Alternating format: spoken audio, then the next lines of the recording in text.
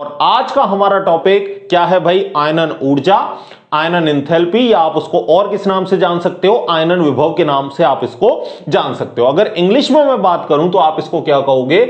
Ionization enthalpy, ionization energy और ionization potential. ठीक है ना, शॉर्ट में अपन इसको आईपी या आईई से अपन इसको डिनोटेड करते हैं। समझ गए बात को? आईई बोल दे या आईपी बोल दे, मतलब एक ही, आयनाइजेशन पोटेंशियल या आयनाइजेशन एंथैल्पी एनर्जी। ठीक है, अब देखो, अगर मैं इसकी डेफिनेशन बोलूं तो इसकी डेफिनेशन क्या है भाई? पहले पढ़ते हैं फिर समझते हैं। किसी विलगित गैसीय परमाणु के बाह्यतम कोश में से इलेक्ट्रॉन निकालने हेतु आवश्यक ऊर्जा, उसको अपन क्या कहते हैं भाई? आयनन ऊर्जा कहते हैं। ठीक है ना, क्या वर्डिंग दी है यहां पर? अगर मैं वर्डिंग पर थोड़ा सा गौर करूं तो यहां पर बोला है विलगित गैसीय परमाणु। क्या बोला है? विलगित गैसीय परमाणु। विलगित को अपन इंग्लिश में बोलते हैं आइसोलेटेड। आइसोलेटेड का मतलब जिसको अलग कर दिया है बिल्कुल। ठीक है ना, कहते हैं ना भाई आइसोलेशन, अभी कोरोना चला 14 दिन के आइसोलेशन में। ठीक है ना, क्वारंटाइन करा, आइसोलेशन करा। आइसोलेशन का मतलब अलग। ठीक है ना, आइसोलेटेड गैसीय परमाणु। अब मुझे बताओ कि अगर हमें कोई एटम अलग चाहिए तो अलग एटम कहां मिलेगा? सॉलिड स्टेट में या गैसियस स्टेट में? आप कहोगे कि सर सॉलिड स्टेट में तो जो अवयवी कण है वो पास पास होते हैं, परमाणु कैसे होते हैं? पास पास होते हैं। तो हमें अगर अकेला परमाणु चाहिए तो वो हमें कहां मिलेगा? गैसियस स्टेट में, क्योंकि गैसियस स्टेट में जो आपके परमाणु होते हैं वो कैसे होते हैं भाई? दूर दूर होते हैं। ठीक है ना, अब हमने आइसोलेटेड ही क्यों बोला भाई? हमें अकेले की स्टडी क्यों करनी है? देखो भाई, करेक्ट वैल्यू तो हमें तभी मिलेगी जब हम एक अकेले एटम की स्टडी करें। अगर मैं कहूं कि सॉलिड स्टेट में मैंने एनर्जी दी और वहां से बहुत सारे इलेक्ट्रॉन निकले तो मुझे पता ही नहीं चला कि किस एटम ने कितनी एनर्जी रिक्वायर्ड की कि कितना इलेक्ट्रॉन निकले। समझ रहे हो अब मेरी बात को? जैसे फॉर एग्जाम्पल मैं आपको दूं कि क्रिकेट का मैच चल रहा है, समझ लो। ठीक है, और मैं आपको बता दूं कि भाई टीम इंडिया ने एवरेज जो स्कोर करा है वनडे में वो किया है 350।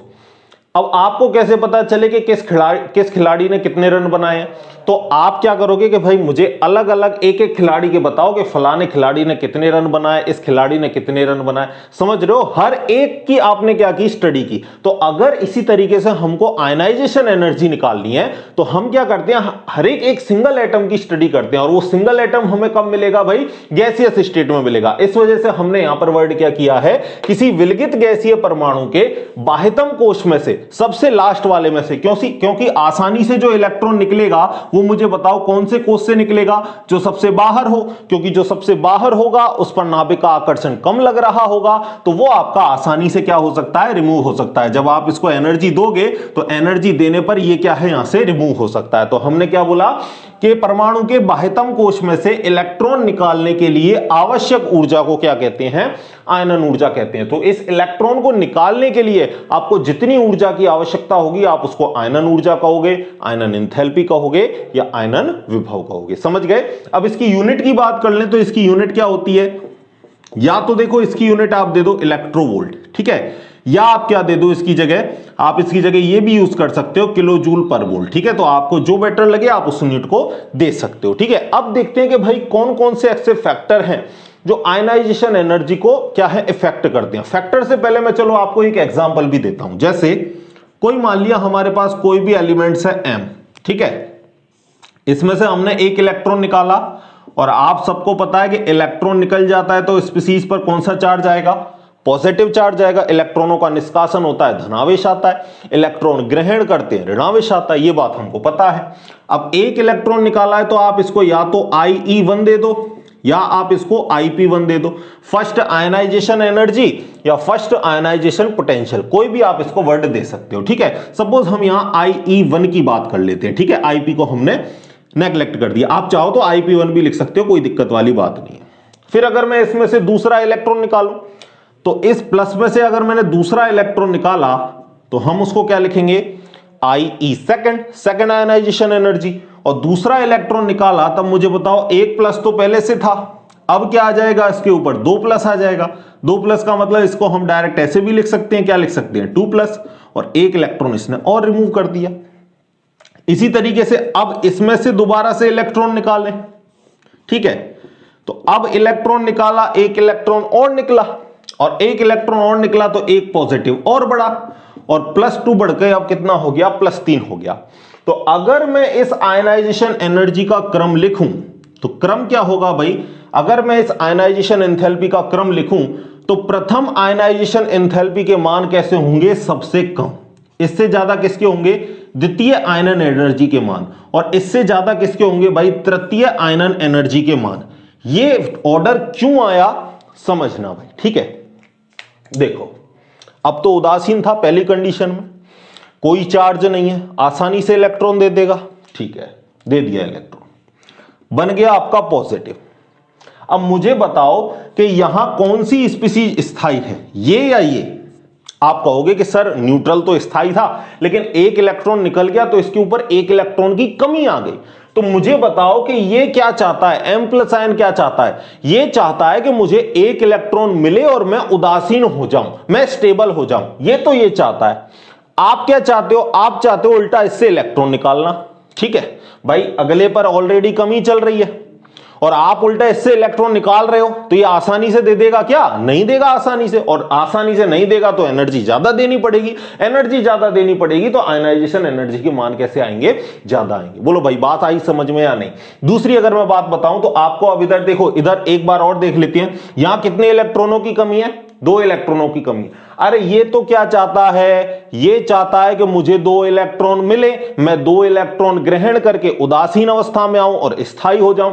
आप क्या चाहते हो? आप चाहते हो उल्टा इससे 2 इलेक्ट्रॉन निकालना। 2 इलेक्ट्रॉन तो आपने निकाली, उल्टा इससे 1 इलेक्ट्रॉन और निकालना चाहते हो, तो आपको एनर्जी ज्यादा देनी पड़ेगी। यहां तो भाई साहब बिल्कुल मरने वाली कंडीशन में हो गया, जान ही लोगे क्या? 3 इलेक्ट्रॉन निकाल दिए, उसको जरूरत कितनी है? 3 इलेक्ट्रॉन ग्रहण करने हैं भाई उसको। वो चाहता है कि मुझे 3 इलेक्ट्रॉन की कमी है, मुझे कोई 3 इलेक्ट्रॉन दे दे और मैं उदासीन हो जाऊं। लेकिन आप उल्टा इससे इलेक्ट्रॉन निकाल रहे हो तो आपको एनर्जी सबसे ज्यादा देनी पड़ेगी। समझ गए बात को? जैसे एक भिखारी है भाई, खाने के लिए उसके पास पहले तो कितनी चपाती थी? 4 चपाती थी, बेचारा 4 दिन से भूखा था, ठीक है। कोई और आया, ठीक है, उसने 1 चपाती दे दी, क्योंकि दिल बड़ा होता है भाई, जो जितना गरीब है उसका दिल उतना ही बड़ा होता है, तो उसने 1 दे दी, ठीक है। अब उसके पास 2-4 और आ गए, वो खुद ही 2 दिन से भूखा बैठा है, ठीक है। तो अब मुझे बताओ वो आसानी से देगा क्या चपाती? नहीं देगा, ठीक है ना। अगर लेनी है तो भाई लड़ाई करनी पड़ेगी उससे। 1 चपाती छुड़ा ली, अब बेचारे के पास बस 2 चपाती बची। फिर किसी ने और उससे लड़ाई की और छुड़ा ली, अब की बार लड़ाई में वो अपनी जी जान लगा देगा लेकिन देगा नहीं चपाती। अब तो तीसरी कंडीशन में उसके पास 1 ही चपाती बची है, करो या मरो वाली कंडीशन आ गई। अब तो भाई वो हो गया अपनी जान चली जाए पर रोटी ना जाए, समझ रहे हो ना, वो वाली कंडीशन आ गई। तो सेम टू सेम वही कहानी यहां अप्लाई हो रही है, समझ गए। केमिस्ट्री जो है उसको भाई डेली लाइफ एग्जांपल से रिलेट कर दो, बिल्कुल ऐसे हलवा लगेगी आपको केमिस्ट्री, ठीक है। अब चलो कुछ कॉन्सेप्चुअल बात कर लेते हैं। तो देखो यहां से आपका जब इलेक्ट्रॉन रिमूव हुआ तो मुझे बताओ नाभिक का जो आकर्षण बल है वो बाकी इलेक्ट्रॉनों पर कैसा हो जाएगा? बढ़ जाएगा। नाभिक का जो आकर्षण बल है वो बाकी इलेक्ट्रॉनों पर बढ़ जाएगा। जैसे मैं बोलूं कि सोडियम है और यहां से सोडियम प्लस बना, तो यहां पर तो 11 इलेक्ट्रॉन थे, 11 प्रोटॉन थे, यहां 10 इलेक्ट्रॉन रह गए और 11 प्रोटॉन रह गए। तो मुझे बताओ इफेक्टिव न्यूक्लियर चार्ज आपका बढ़ गया, पॉजिटिव बढ़ रहे हैं, तो बाकी इलेक्ट्रॉनों पर जो इसका आकर्षण बल है वो कैसा हो जाएगा? बढ़ जाएगा। कहने का मतलब जैसे जैसे इलेक्ट्रॉन जाते जाएंगे, इलेक्ट्रॉनों का निष्कासन होगा, प्रभावी नाभ की आवेश बढ़ेगा। और जब अट्रैक्शन बढ़ेगा तो इलेक्ट्रॉन को निकालने के लिए ज्यादा ऊर्जा देनी पड़ेगी। समझ गए आप मेरी बात को? तो यहां पहला रीजन आप क्या लिखोगे कि प्रभावी नाभ की आवेश बढ़ेगा तो इलेक्ट्रॉन को निकालने के लिए ज्यादा ऊर्जा देनी पड़ेगी, तो आयनन एनर्जी के मान बढ़ेंगे। पहले तो इन सारी बातों को, डेफिनेशन को, इसको लिखो, फिर मैं आपको फैक्टर्स लिखवाता हूं भाई, ठीक है। पहले लिखो, इनको लिख लिया, चलें आगे। देखो अब क्या लिखोगे? आयनन ऊर्जा को प्रभावित करने वाले कारक, ठीक है। क्या हेडिंग लगाओगे? आयनन ऊर्जा को प्रभावित करने वाले कारक, ठीक है। और जो पहला कारक है आपका, सबसे पहला, वो क्या है भाई? वो है आपका प्रभावी नाभिकीय आवेश, ठीक है। आयनन विभव को प्रभावित करने वाले कारक,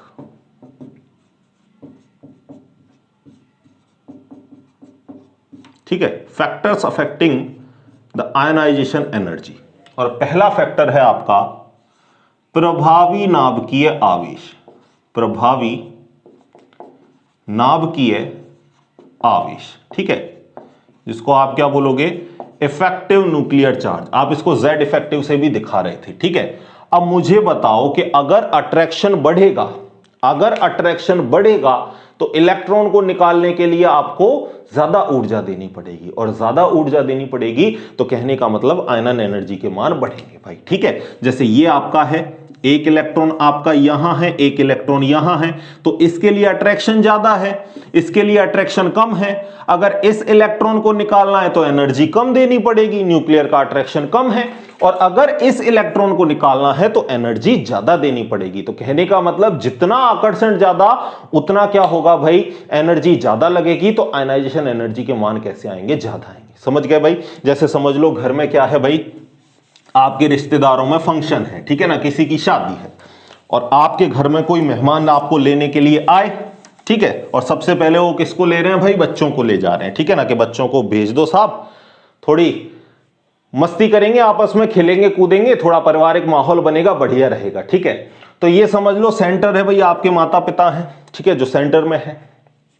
एक लड़का है, बहुत सारा उद्यम देता है, 4 जनों से लड़के आता है बाहर जाके, तो मम्मी पापा क्या कहेंगे, भाई ले जाओ इसको, हमारी भी टेंशन हटे, फटाफट ले जाओ इसको, घर बिठा लो आप अपने, कोई दिक्कत नहीं है, 2 महीने बाद भेजना आराम से, कोई टेंशन नहीं है। और एक बच्चा ऐसा है जो माँ बाप की सुनता है, जो कहते हैं उस काम को करता है, टाइम टू टाइम पढ़ता है भाई, टाइम से लेके सारी चीजें करता है। तो इस पे तो अट्रैक्शन इनका कैसा है, बता दो भाई, ज्यादा है। तो इस बच्चे को तो ये आसानी से जाने नहीं देंगे, क्या बोलेंगे कि भाई जब शादी होगी तब हम आएंगे, तब इस बच्चे को हम साथ लेके आएंगे। लेकिन इस वाले बच्चे से इनका अट्रैक्शन बिल्कुल नहीं है, तो ये क्या बोलेंगे, ले जा भाई इसको, फटाफट ले जा, आसानी से ले जाने देंगे ना। तो कहने का मतलब जो बाहर वाला इलेक्ट्रॉन है उसको निकालने के लिए आपकी एनर्जी कम लगेगी, अंदर वाले इलेक्ट्रॉन को निकालने के लिए एनर्जी ज्यादा लगेगी। समझ गए, सीधी सीधी बात यही है, ठीक है। तो आप रिलेशन क्या लिखोगे कि जो प्रभावी नाभिकीय आवेश है वो डायरेक्टली प्रोपोर्शनल है किसके, आयनाइजेशन एनर्जी के। अगर आकर्षण ज्यादा तो एनर्जी ज्यादा देनी पड़ेगी, आकर्षण कम तो एनर्जी कम देनी पड़ेगी। अब दूसरे फैक्टर की मैं बात करूं तो दूसरा फैक्टर क्या है आपका, दूसरा फैक्टर है कि जो आयनन ऊर्जा है, जिसको आप शॉर्ट में किससे दिखा सकते हो, IE से दिखा सकते हो, ठीक है ना, वो आपकी इनवर्सली प्रोपोर्शनल है किसके, आकार के, परमाणु के आकार के। अब आप मुझे बताओ कि अगर आकार बढ़ेगा तो आकर्षण कम होगा।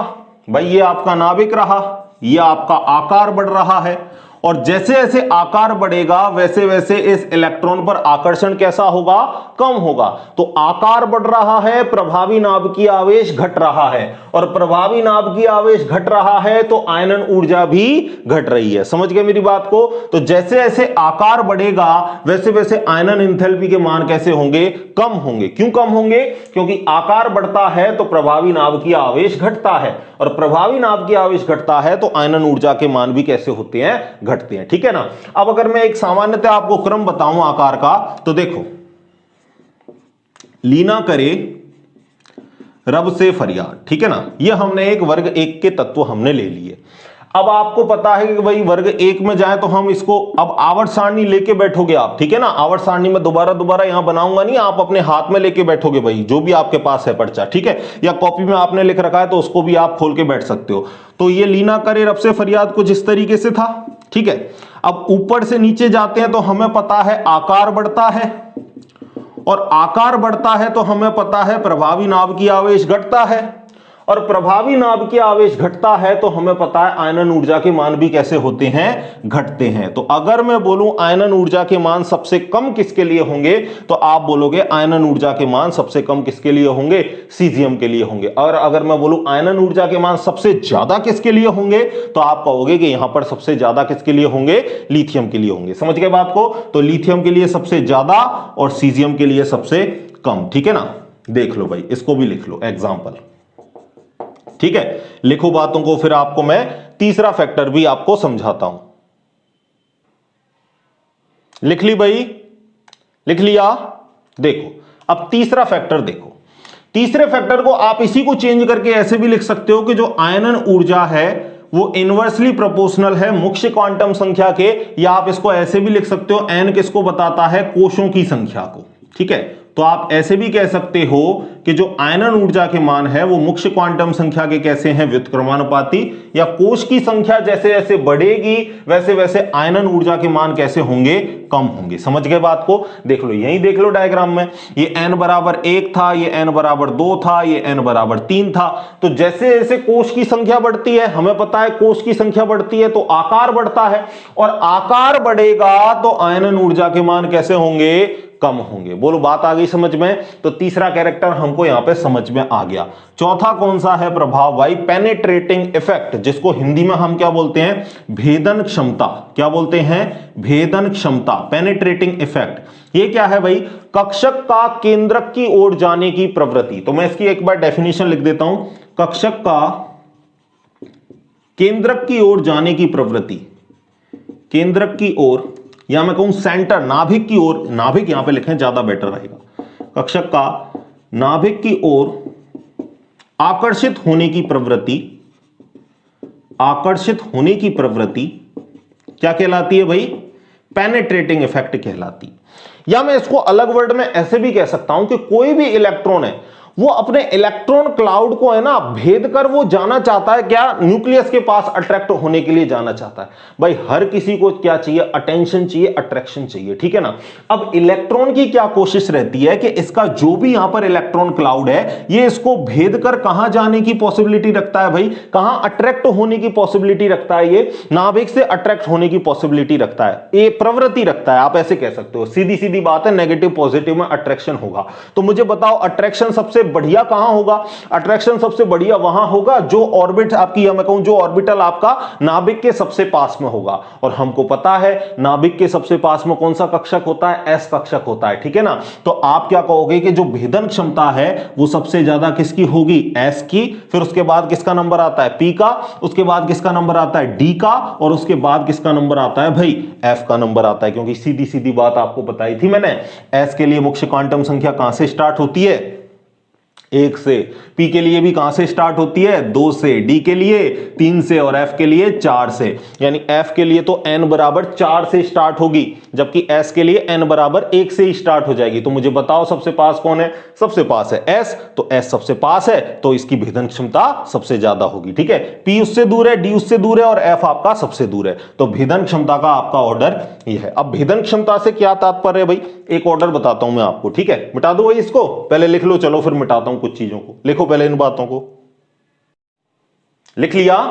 चलें आगे, ठीक है। कुछ बातों को लिख लो फिर मैं आपको बताता हूं, ठीक है। चलो यहां बताता हूं, देखना। जैसे अभी मैं आपसे बात करूं, ये आकार का जो मैंने आपको अभी एक ऑर्डर बताया था सेकंड, ये मैंने क्या बताया आपको? सामान्यतः जनरली ऐसा होता है, लेकिन कई स्थानों पर मैं आपको इस तरीके से भी दिखाऊंगा कि आकार के क्रम का पूर्णतः पालन नहीं हो रहा है, थोड़ा बहुत क्या आ रहा है? डेविएशन आ रहा है। क्यों आ रहा है? अगले फैक्टर्स की वजह से। देखना भाई, जैसे आपको एग्जांपल देता हूं, एग्जांपल देखो, लिथियम, बेरिलियम, बोरॉन, कार्बन, यहां तक ही देख लो अभी तक, ठीक है ना। फिर इससे आगे चलेंगे, ठीक है। देखो इसको एक बार। अब अगर मैं लिथियम की बात करूं तो लिथियम के लिए क्या होगा भाई? लिथियम के लिए इलेक्ट्रॉनिक विन्यास लिखूं तो क्या होगा? 2s1। क्या होगा? 2s1। और अगर बेरिलियम के लिए लिखूं तो बेरिलियम के लिए क्या होगा? 2s2 होगा। अंतिम की बात कर रहा हूं मैं, ठीक है ना। और अगर बोरॉन के लिए मैं लिखूं तो क्या होगा भाई? 2p1 होगा। सेम टू सेम अगर मैं कार्बन के लिए लिखूं तो क्या होगा? 2p2 होगा, ठीक है ना। यही होगा। अब देखो यहां पर अगर मैं बात करूं आपसे तो केवल और केवल अगर मैं बोरॉन और बेरिलियम को दे दूं तो इसी से ये चीजें क्लियर हो जाएंगी, ठीक है ना। बाकी के ऑर्डर भी मैं आपको लिखाऊंगा, लेकिन अभी बेरिलियम और बोरॉन से यही सारी बातें क्लियर हो जाएंगी। तो मुझे बताओ बोरॉन में तो कौन सा ऑर्बिटल आ रहा है भाई? 2s। कौन सा कक्षक आ रहा है? 2s। और आपका सॉरी बेरिलियम में आपका कौन सा आ रहा है? 2s2। और बोरॉन में आपका कौन सा आ रहा है? बोरॉन में आ रहा है आपका 2p1। तो अगर इन दोनों की मैं बात करूं तो इन दोनों में मुझे बताओ नाभिक के सबसे पास में कौन है? तो आपको अभी अभी बताया कि नाभिक के सबसे पास में कौन सा है? आपका s कक्षक। तो बेरिलियम नाभिक के सबसे पास में है, तो इससे इलेक्ट्रॉन निकालने के लिए हमको ज्यादा एनर्जी देनी पड़ेगी। समझ रहे हो ना भाई? बेरिलियम नाभिक के पास में है और बोरॉन दूर है, तो जो पास में है उससे इलेक्ट्रॉन निकालने के लिए एनर्जी ज्यादा लगेगी। तो बेरिलियम का 2s ऑर्बिटल नाभिक के पास में है, इसमें से इलेक्ट्रॉन निकालने के लिए ज्यादा एनर्जी लगेगी। तो हम क्या कहेंगे कि बेरिलियम की जो आयनन ऊर्जा के मान है वो बोरॉन से कैसे होंगे, ज्यादा होंगे। ठीक है, इस एग्जांपल को आप भेदन क्षमता के नीचे लिख लो, पहले एक बार लिख लिया, कर लोगे भाई, समझ में आ गया ना। अब देखो पांचवा फैक्टर्स, देखो पांचवा फैक्टर, 4 तक की हमने बात कर ली है, फिर मैं आपको एंड में सारे फैक्टर पढ़ाने के बाद है ना कुछ ऑर्डर आपको लिखाऊंगा। ठीक है, देखना भाई। अब बात करते हैं पांचवें फैक्टर की। पांचवा फैक्टर क्या है देखना, देखो अब बात करते हैं हम पांचवें फैक्टर की, और पांचवा फैक्टर है हमारे पास कि जो आयनन ऊर्जा है, आयनन एंथैल्पी है, वो आपकी इनवर्सली प्रोपोर्शनल होती है किसके, शील्डिंग इफेक्ट के। और शील्डिंग इफेक्ट को हम क्या बोलते हैं, परिरक्षण प्रभाव। क्या बोलते हैं, परिरक्षण प्रभाव। इसको शील्डिंग इफेक्ट या स्क्रीनिंग इफेक्ट भी आप कह सकते हो। ठीक है ना।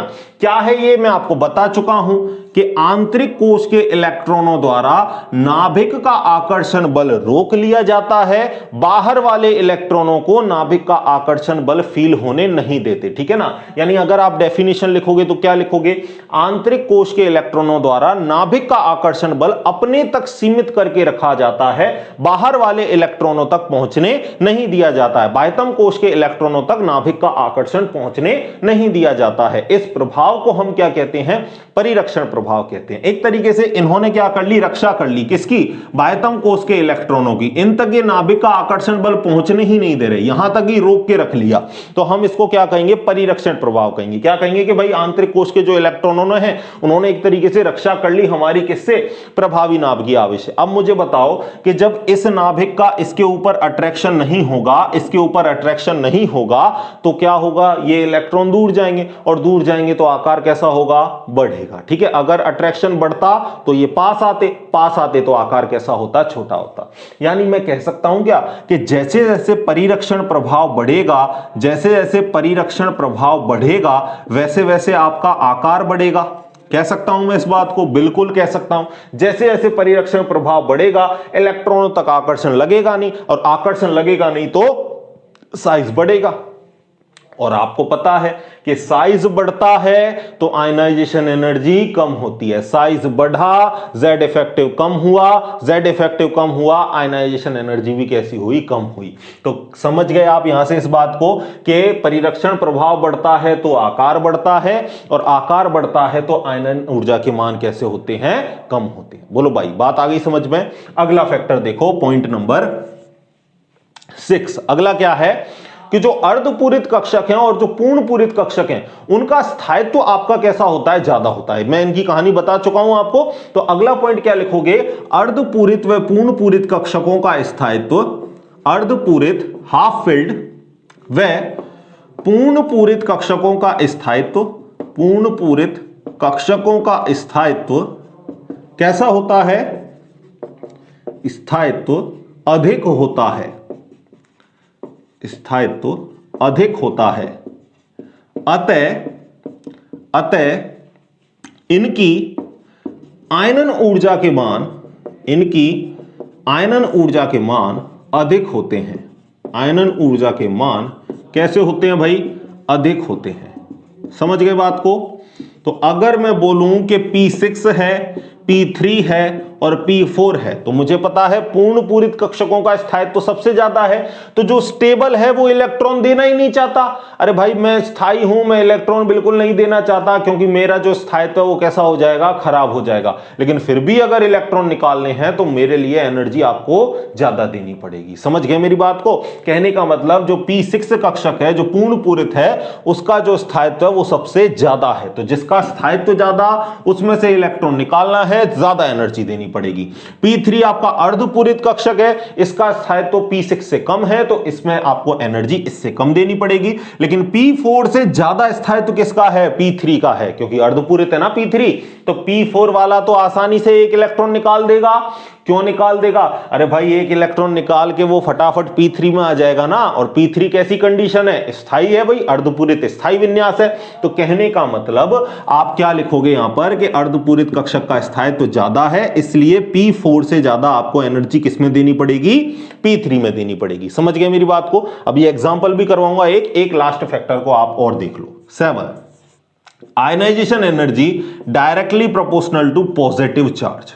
ठीक है, जितना धनावेश होगा एलिमेंट्स के ऊपर, जितना धनावेश होगा एलिमेंट्स के ऊपर, उतना उसके पास क्या होगा? इफेक्टिव न्यूक्लियर चार्ज होगा। भाई धनावेश बढ़ता है तो प्रभावी नाभ की आवेश बढ़ता है, और प्रभावी नाभ की आवेश बढ़ता है दैट मींस आकर्षण बढ़ रहा है, और आकर्षण बढ़ रहा है तो इलेक्ट्रॉन को निकालने के लिए एनर्जी ज्यादा लगेगी। तो जितना पॉजिटिव चार्ज उतनी आयनाइजेशन एनर्जी ज्यादा। फॉर एग्जाम्पल मैं आपसे बोलूं कि एक है M, एक है M+, एक है M2+, एक है M3+। बताओ इलेक्ट्रॉन निकालने के लिए सबसे ज्यादा एनर्जी कहां देनी पड़ेगी? आपको पता है भाई इस पर तो 3 इलेक्ट्रॉनों की कमी चल रही है, ये तो इलेक्ट्रॉन देना ही बिल्कुल नहीं चाहता, फिर भी इलेक्ट्रॉन चाहिए, तो सबसे ज्यादा एनर्जी हमें लगानी पड़ेगी इधर, क्योंकि इस पर पॉजिटिव चार्ज सबसे ज्यादा, और जिस पर जितना पॉजिटिव उसकी आयनन ऊर्जा के मान उतने ही ज्यादा। तो ऑर्डर क्या रहेगा भाई? सबसे कम होगी न्यूट्रल वाले की, सबसे ज्यादा होगी पॉजिटिव वाले की। समझ गए बात को?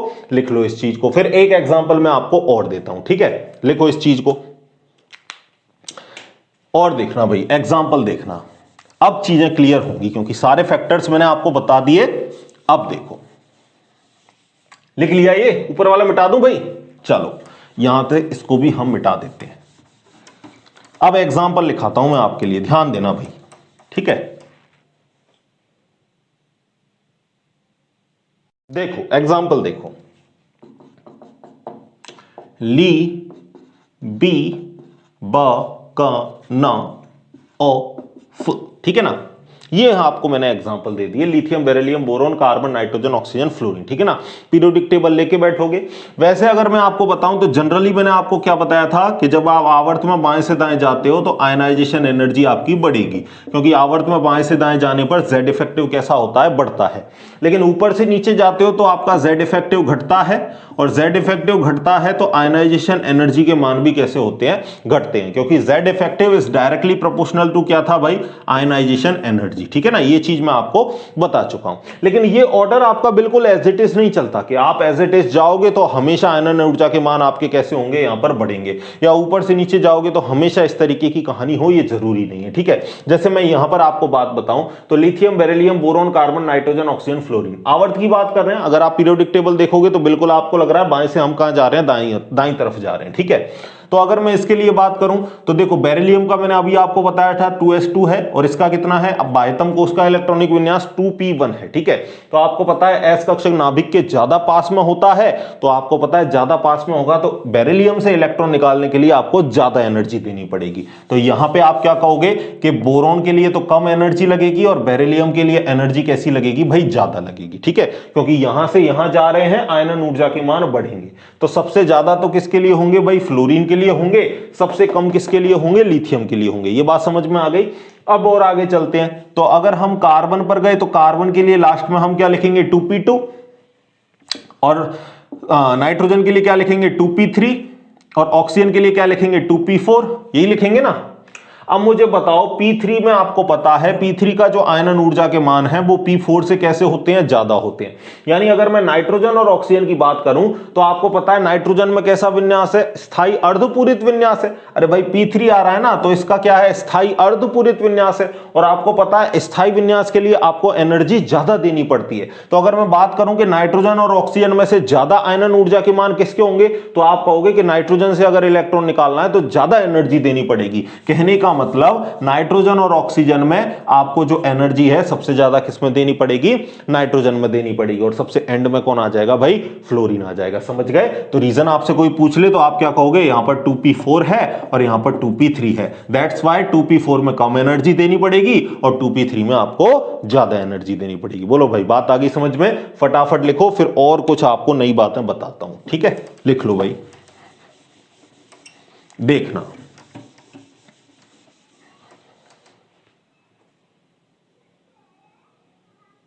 देखो, अब कोई आपसे आवर्तता के बारे में बात करे कि भाई आयनन एंथैल्पी के संदर्भ में आवर्तता क्या है, तो आप क्या लिखोगे कि भाई सामान्यतः क्या होगा, जब आप वर्ग में ऊपर से नीचे जाते हो तो आयनन एंथैल्पी के मान घटते हैं, और सामान्यतः जब आवर्त में आप बाएं से दाएं जाते हो तो प्रभावी नाभ की आवेश बढ़ता है, जिसकी वजह से आयनन एंथैल्पी के मान बढ़ते हैं। ठीक है ना। अब बात कर लेते हैं भाई इसके अनुप्रयोग। ठीक है ना, आयनन एंथैल्पी के क्या क्या आपके अनुप्रयोग हैं उनके बारे में भी अपन बात कर लेते हैं। तो सबसे पहली अगर मैं बात करूं तो सबसे पहली बात है अनुप्रयोगों के अंदर अभिक्रियाशीलता। ठीक है ना, जिसको अपन इंग्लिश में क्या बोलेंगे, रिएक्टिविटी। ठीक है, देखना रिएक्टिविटी, तो मैं डायरेक्ट अगर रिलेशन लिखूं तो रिएक्टिविटी आपकी जो है इनवर्सली प्रोपोर्शनल है किसके, आयनन एंथैल्पी के या आयनन ऊर्जा के। ठीक है ना, देखो कहने का मतलब जिसके लिए आयनन ऊर्जा के मान कम होंगे, जिसके लिए आयनन ऊर्जा के मान आपके कम होंगे उनकी अभिक्रियाशीलता ज्यादा होगी, और जिसके लिए आयनन ऊर्जा के मान ज्यादा होंगे उनके लिए अभिक्रियाशीलता कैसी हो जाएगी, कम हो जाएगी। इस वजह से जो धातु हैं उनकी अभिक्रियाशीलता कैसी होती है, ज्यादा। धातुओं की जो अभिक्रियाशीलता होती है वो कैसी होती है बच्चों, ज्यादा, क्योंकि धातुओं में गुण होता है आसानी से इलेक्ट्रॉन देने का, और जो आसानी से इलेक्ट्रॉन दे देंगे उनके लिए आयनन ऊर्जा के मान कैसे लगेंगे, कम लगेंगे। तो धातुओं की जो अभिक्रियाशीलता है वो सबसे ज्यादा होती है, और इनके लिए आयनन ऊर्जा के मान कैसे होते हैं, कम होते हैं। आयनन ऊर्जा के मान कैसे होते हैं भाई, इनके लिए कम होते हैं। और अगर मैं अधातुओं की बात करूं, और अधातुओं में भी स्पेशली मैं बात करूं उत्कृष्ट गैस की, ठीक है, किसकी बात करूं, उत्कृष्ट गैस की, जिसको आपने और क्या बोला है, अक्रिय गैस बोला है, इनर्ट गैस बोला है। तो आपको पता है इनर्ट गैस में से इलेक्ट्रॉन निकालना है, सबसे ज्यादा एनर्जी देनी पड़ेगी, और इनकी अभिक्रियाशीलता कैसी होती है, कम। तो अगर इनकी मैं रिएक्टिविटी की बात करूं तो इनकी अभिक्रियाशीलता कैसी होती है भाई, कम। ठीक है, और आयनन एंथैल्पी के मान इनके लिए कैसे होंगे, ज्यादा होंगे। ठीक है ना। अब देखो, क्योंकि मैंने आपको बताया था आवर्त में बाएं से दाएं जाओगे तो आयनन एंथैल्पी के मान बढ़ते हैं, और आपको पता है वर्ग 18 कहां आता है, सबसे लास्ट में आता है। तो सबसे लास्ट में आता है तो इसके लिए आयनन एंथैल्पी के मान सबसे कैसे होंगे, ज्यादा होंगे। अच्छा, एक क्वेश्चन मैं आपसे पूछ लूं कि पूरी आवर्त सारणी में, पूरी आवर्त सारणी में सबसे ज्यादा, आवर्त सारणी में सर्वाधिक आयनन एंथैल्पी किसकी होगी, सर्वाधिक आयनन एंथैल्पी के मान किसके होंगे, बताओ भाई।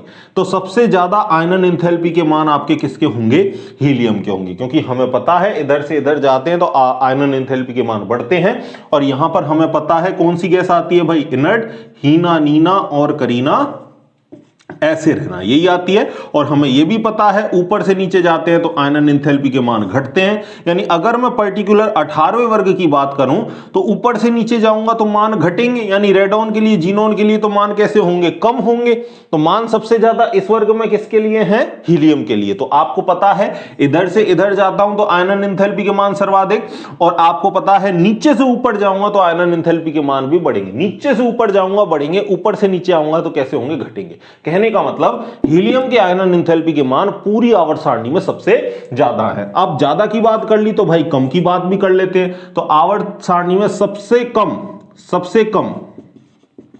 सबसे कम आयनन एंथैल्पी के मान किसके होंगे, तो आपको पता है कि इधर से इधर जा रहे हैं तो आयनन एंथैल्पी बढ़ रही है, तो इधर से इधर आएंगे तो आयनन एंथैल्पी घटेगी। यानी सबसे कम आयनन एंथैल्पी किसकी होगी भाई, प्रथम वर्ग की। ठीक है ना, सबसे प्रथम वर्ग की। और प्रथम में कौन आता है भाई, आपके धातुओं की बात करें कौन आएगा, लीना, करे, रबसे, फरियाद। ठीक है ना, सीजियम तक की बात करते हैं, आपको पता है फ्रांशियम रेडियो एक्टिव एलिमेंट है, जनरली उसकी बात हम नहीं करते हैं। ठीक है ना, तो सबसे कम जो आयनन एंथैल्पी के मान होंगे वो किसके लिए होंगे, सीजियम के लिए होंगे, क्योंकि हमें पता है इधर से इधर आएंगे तो भी आयनन एंथैल्पी के मान घटेंगे, और ऊपर से नीचे जाते हैं तो भी आयनन एंथैल्पी के मान कम होते हैं। तो सबसे कम मान किसके लिए आएगा आवर्त सारणी में, सीजियम के लिए, और सबसे ज्यादा मान किसके लिए आएगा भाई, हीलियम के लिए आएगा। ये बात थोड़ी सी आप याद रखना, डायरेक्ट आपके लिए क्वेश्चन बन सकता है। ठीक है, अभिक्रियाशीलता की बात कर ली, दूसरी बात किसकी करेंगे, धात्विक प्रकृति की या धात्विक लक्षणों की। ठीक है ना, मेटेलिक कैरेक्टर, धात्विक लक्षण।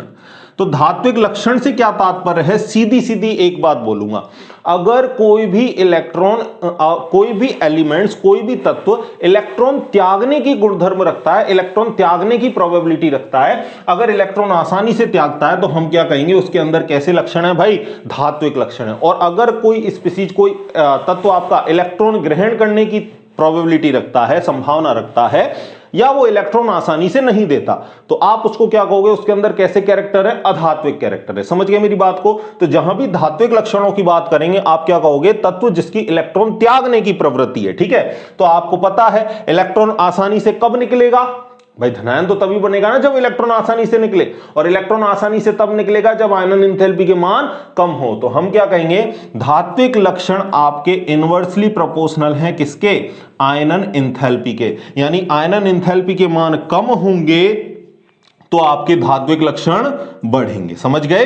और अगर मैं अधात्विक लक्षण की बात करूं, तो अगर मैं अधात्विक लक्षण की बात करूं तो अधात्विक लक्षण आपके डायरेक्टली प्रोपोर्शनल होते हैं किसके, आयनन एंथैल्पी के।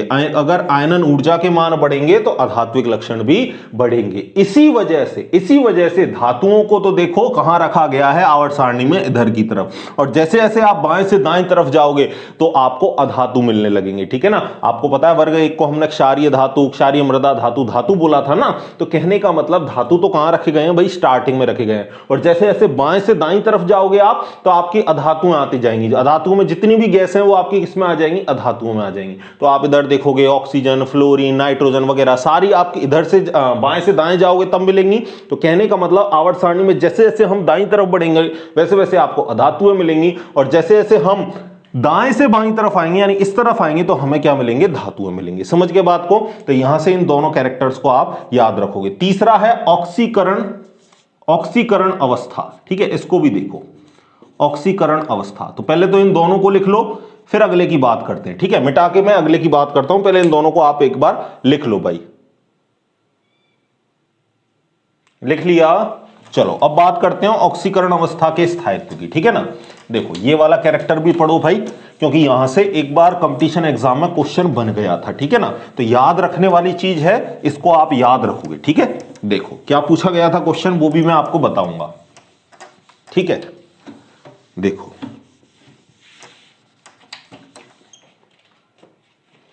क्या कंडीशन दी ऑक्सीकरण अवस्था का स्थायित्व, पॉइंट लगाओगे आप, ऑक्सीडेशन स्टेट, ऑक्सीकरण अवस्था का स्थायित्व। ठीक है, देखना क्या बताया था भाई कि अगर सेकेंड आयनाइजेशन एनर्जी और प्रथम आयनाइजेशन एनर्जी, द्वितीय आयनन ऊर्जा और प्रथम आयनन ऊर्जा का अंतर अगर 16 इलेक्ट्रोवोल्ट के बराबर या इससे ज्यादा है तो निम्न ऑक्सीकरण अवस्था स्थायी होगी। निम्न ऑक्सीकरण अवस्था, ऑक्सीडेशन स्टेट कैसी होगी भाई, स्थायी होगी। ठीक है, समझ गए मेरी बात को? क्या बोला मैंने, अगर किसी तत्व की हम द्वितीयक आयनन एंथैल्पी और प्रथम आयनन एंथैल्पी का अंतर निकालें और अंतर अगर 16 इलेक्ट्रोवोल्ट के बराबर या इससे ज्यादा आए तो इसका मतलब उसकी जो निम्नतम ऑक्सीकरण अवस्था है वो स्थायी होगी। और अगर द्वितीयक आयनन एंथैल्पी और प्राथमिक आयनन एंथैल्पी का अंतर 11 इलेक्ट्रोवोल्ट से कम या 11 इलेक्ट्रोवोल्ट के बराबर आए तो आप कहोगे उच्च ऑक्सीकरण अवस्था स्थायी होगी।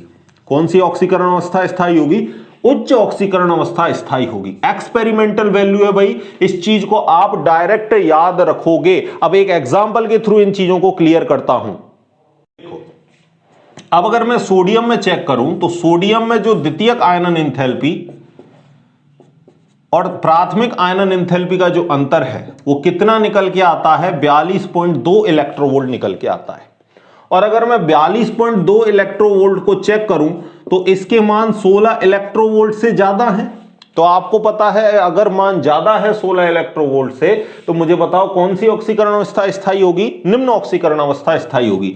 यानी आपका जो लोएस्ट ऑक्सीडेशन नंबर है वो आपकी कैसी होगी, मोर स्टेबल होगी। कैसी होगी भाई, मोर स्टेबल होगी, ज्यादा स्थायी होगी। तो इसी वजह से हम क्या करेंगे, अतः आपका Na+ बनता है, Na+ बनता है, Na2+ आपका नहीं बनता, क्योंकि Na+ में आपको पता है निम्नतम ऑक्सीकरण अवस्था है +1 और यहां पर उच्च ऑक्सीकरण अवस्था है +2। इस वजह से आप क्या कहोगे, Na2+ नहीं बनता, Na+ बनता है। तो इसी वजह से आपसे बोल दे कि सोडियम आयन के लिए कौन सी कंडीशन स्टेबल है या कौन सी कंडीशन करेक्ट है।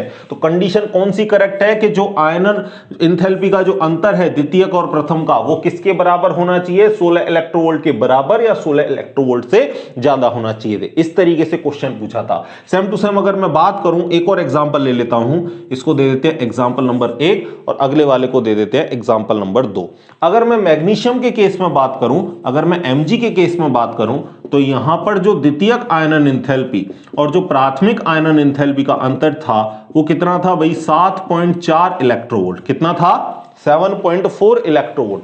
तो अगर मैं इसको देखूं तो जो 7.4 इलेक्ट्रोवोल्ट है वो 11 इलेक्ट्रोवोल्ट से कम है।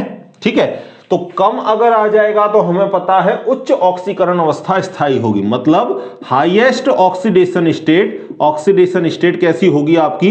मूड स्टेबल होगी। तो आपको पता है कि हाई ऑक्सीडेशन स्टेट की बात कर रहा है, इस वजह से हम क्या कहेंगे? मैग्नीशियम के वैलेंसी सेल में 2 ही इलेक्ट्रॉन होते हैं, तो इस वजह से हम क्या कहेंगे? आपका Mg2+ बनता है ना कि Mg+। समझ गए?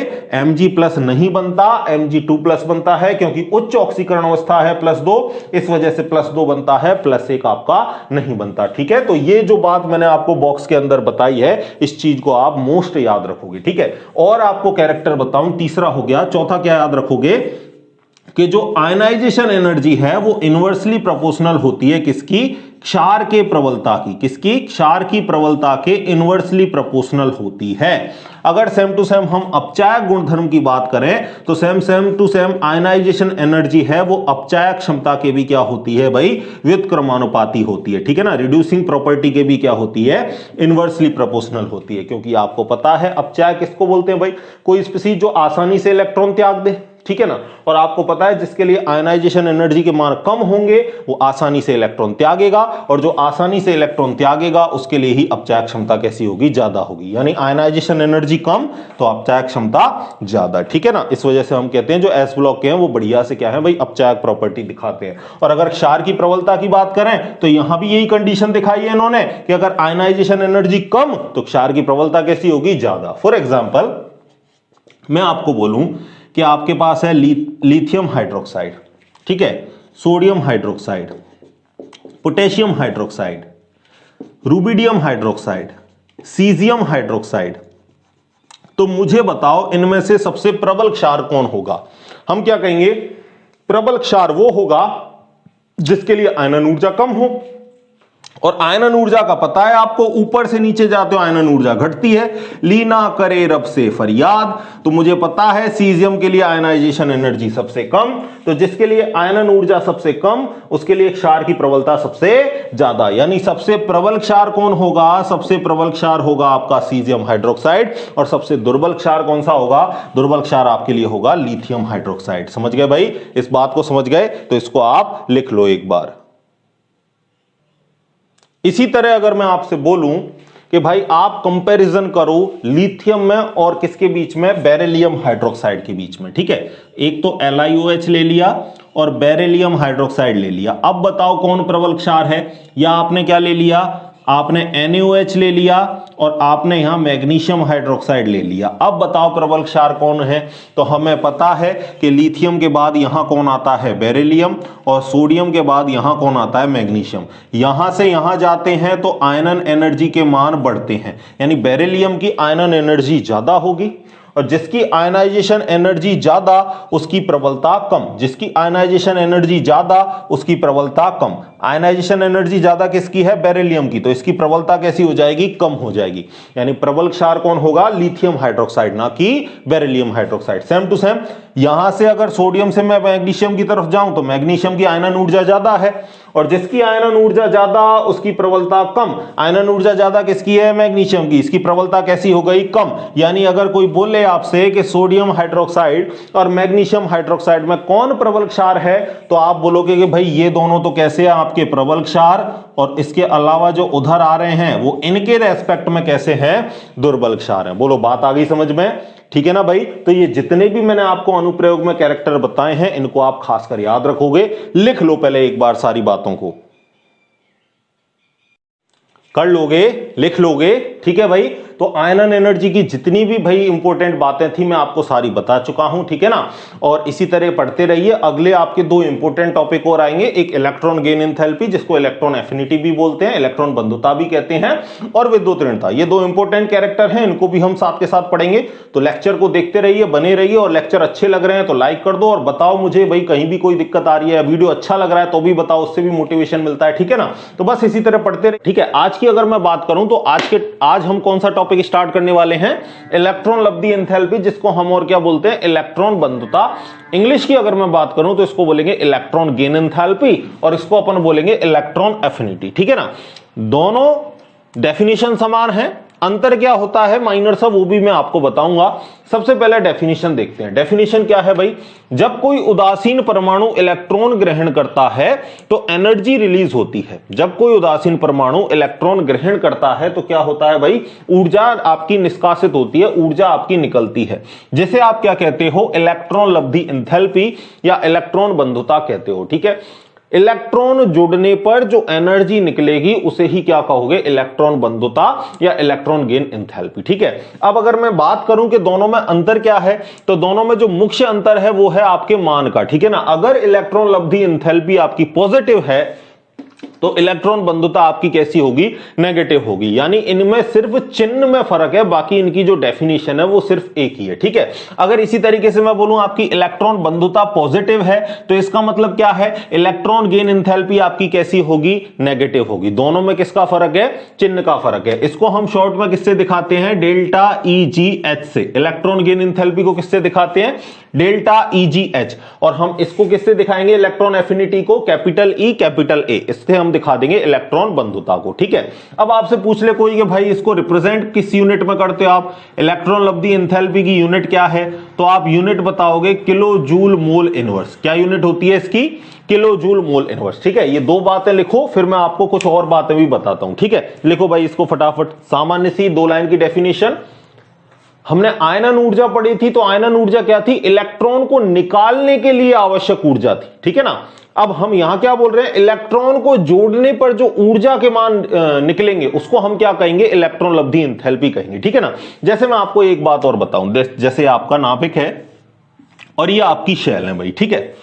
इलेक्ट्रॉन जोड़ रहे हो, सपोज पहला आपके पास M है, आपने एक इलेक्ट्रॉन जोड़ा और एक इलेक्ट्रॉन जोड़ा तो आपका M- बना और कुछ एनर्जी के मान रिलीज हुए, ठीक है ना। कुछ एनर्जी आपकी यहां पर रिलीज हुई, ठीक है, जिसको आप डेल्टा H से भी दिखा सकते हो, ठीक है ना। कोई दिक्कत वाली ऐसी कोई बात है नहीं, ठीक है। अब ऊर्जा निकल रही है तो ऊर्जा निकलने से मतलब क्या है, प्रक्रम कैसा है, ऊष्माक्षेपी। अगर भाई एनर्जी के मान, एनर्जी आपकी रिलीज हो रही है तो प्रक्रम आपका कैसा है, ऊष्माक्षेपी। और ऊष्माक्षेपी के लिए हमको पता है डेल्टा H कैसा होता है, नेगेटिव होता है, ठीक है ना। तो हम क्या कहेंगे यहां पर, हम क्या कहेंगे कि डेल्टा H के मान जितने नेगेटिव होंगे, जितने नेगेटिव होंगे डेल्टा EGH के मान उतने ही ज्यादा होंगे, डेल्टा EGH के मान उतने ही ज्यादा होंगे। समझ रहे हो मेरी बात को, यानी जितना डेल्टा EGH नेगेटिव होगा, जितनी आपकी एनर्जी निकलेगी उतनी इलेक्ट्रॉन लब्धि एंथैल्पी के मान कैसे होंगे, ज्यादा होंगे, ठीक है ना। अब यहां आप साइन से मत कंफ्यूज होना कि सर नेगेटिव का तो मतलब कम है, ठीक है। मैं सीधा सीधा आपको बता रहा हूं कि जितना डेल्टा EGH नेगेटिव होगा, या मैं कहूं जितना डेल्टा H के मान नेगेटिव होंगे उतनी इलेक्ट्रॉन लब्धि एंथैल्पी के मान कैसे होंगे, ज्यादा होंगे। और जितनी आपकी एनर्जी रिलीज होगी, जितनी ऊर्जा आपकी निष्कासित होगी, उतना ही वो एटम या उतना ही वो तत्व कैसा होगा, स्थायी होगा। अरे भाई कोई अपनी सारी एनर्जी को रिलीज कर दे तो एक जगह शांत बैठ जाएगा ना, उसके पास बहुत ज्यादा एनर्जी है तो वो क्या करेगा, दौड़ेगा, भागेगा, रिएक्टिव होगा, ठीक है ना, बहुत ज्यादा अभिक्रियाशील दिखाएगा, ठीक है ना, अभिक्रियाशीलता दिखाएगा। लेकिन अगर आपकी एनर्जी कम हो जाए, एनर्जी सारी रिलीज कर दी, तो वो एक जगह बिल्कुल शांति से क्या है, आराम से बैठेगा। तो हम क्या कहेंगे, जितना ज्यादा डेल्टा EGH के मान नेगेटिव होंगे उतनी इलेक्ट्रॉन लब्धि एंथैल्पी ज्यादा होगी। और साथ में हम ये भी कह सकते हैं कि उतना ही आपका जो तत्व है, उतना ही जो आपका आयन है वो कैसा होगा, स्थायी होगा, ठीक है। तो हम ये भी कह सकते हैं तत्व उतना ही आपका, उतना ही स्थायी होगा, ठीक है। यानी जितना ज्यादा एनर्जी के मान रिलीज होंगे जितने ज्यादा, उतना ही आपका जो एलिमेंट्स है, जो आयन है, वो कैसा होगा भाई, स्टेबल होगा, स्थायी होगा। ठीक है, जैसे ये आपका एक न्यूट्रल एटम था, ये सपोज आपका एक न्यूट्रल एटम था और यहां पर आपका एक इलेक्ट्रॉन ऐड हुआ, एक इलेक्ट्रॉन ऐड हुआ। ठीक है, ये आपने एक इलेक्ट्रॉन ऐड करवा दी। ठीक है, ऐड हो गया। अब अगर मैं इसी में दूसरा इलेक्ट्रॉन ऐड करवाना चाहूं, ये तो मैंने फर्स्ट कंडीशन लिख दी। अब अगर मैं इसी में दूसरा इलेक्ट्रॉन ऐड करवाना चाहूं, एक इलेक्ट्रॉन तो ऑलरेडी मैंने ऐड कर दिया और m माइनस बन गया मेरा। अब इस m माइनस में मैं एक इलेक्ट्रॉन ऐड और करवाना चाहूं, तो अब मुझे बताओ ये इलेक्ट्रॉन आसानी से ऐड हो जाएगा क्या? आप कहोगे नहीं होगा। क्यों? क्योंकि सामने बैठा है इलेक्ट्रॉन, और अगर आप दोबारा इलेक्ट्रॉन को ऐड करवाना चाहते हो तो ये इलेक्ट्रॉन इस इलेक्ट्रॉन को आने नहीं देता, ये इलेक्ट्रॉन इस इलेक्ट्रॉन पर क्या डालता है भाई, प्रतिकर्षण डालता है, इसको प्रतिकर्षित करता है, तू दूर रह, मैं आके बैठ गया हूं ना यहां। अब सेम चार्ज एक दूसरे को क्या करते हैं, रिपेल करते हैं। माइनस माइनस को क्या कर रहा है, रिपेल करता है। ये जुड़ने नहीं देना चाहता।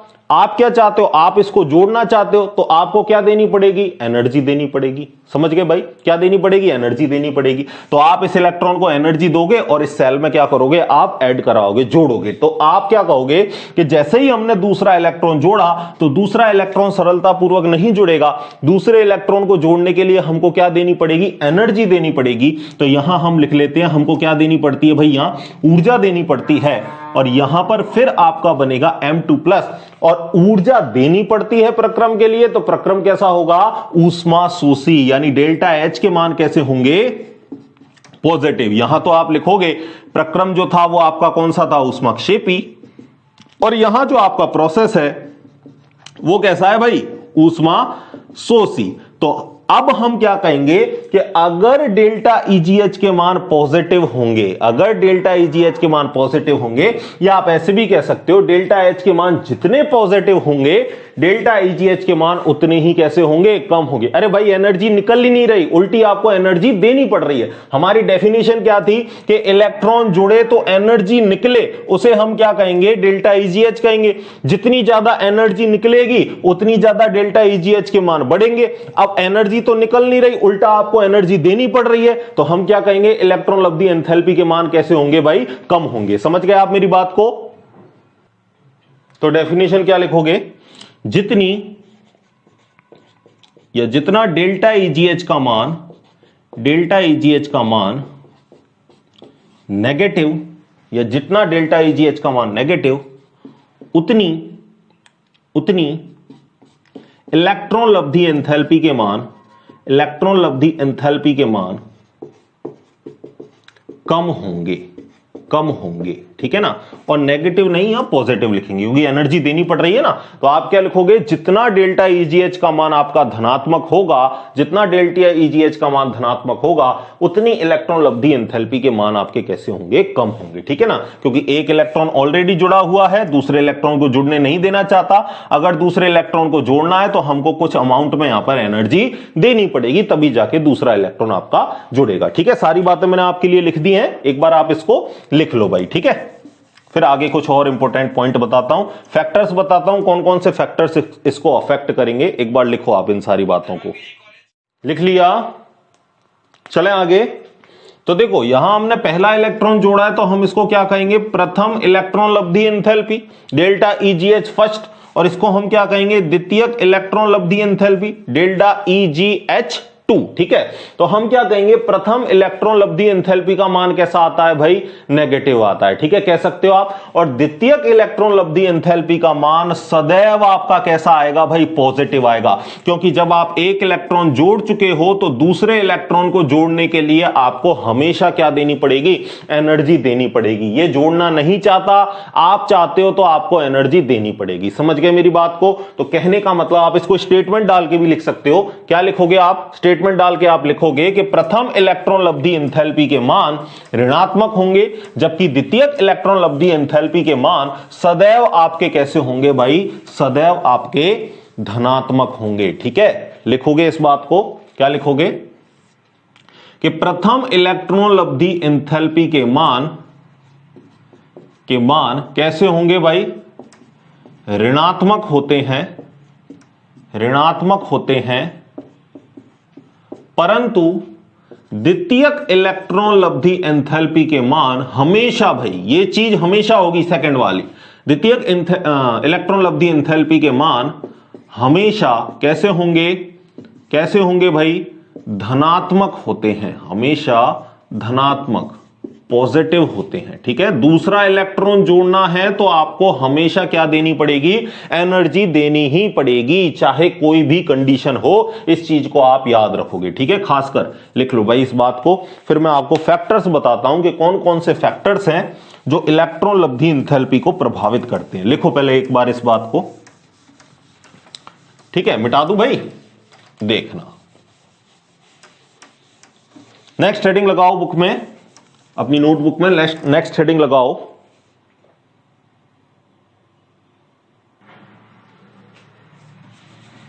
को प्रभावित करने वाले कारक, प्रभावित करने वाले कारक, factors affecting the electron gain enthalpy.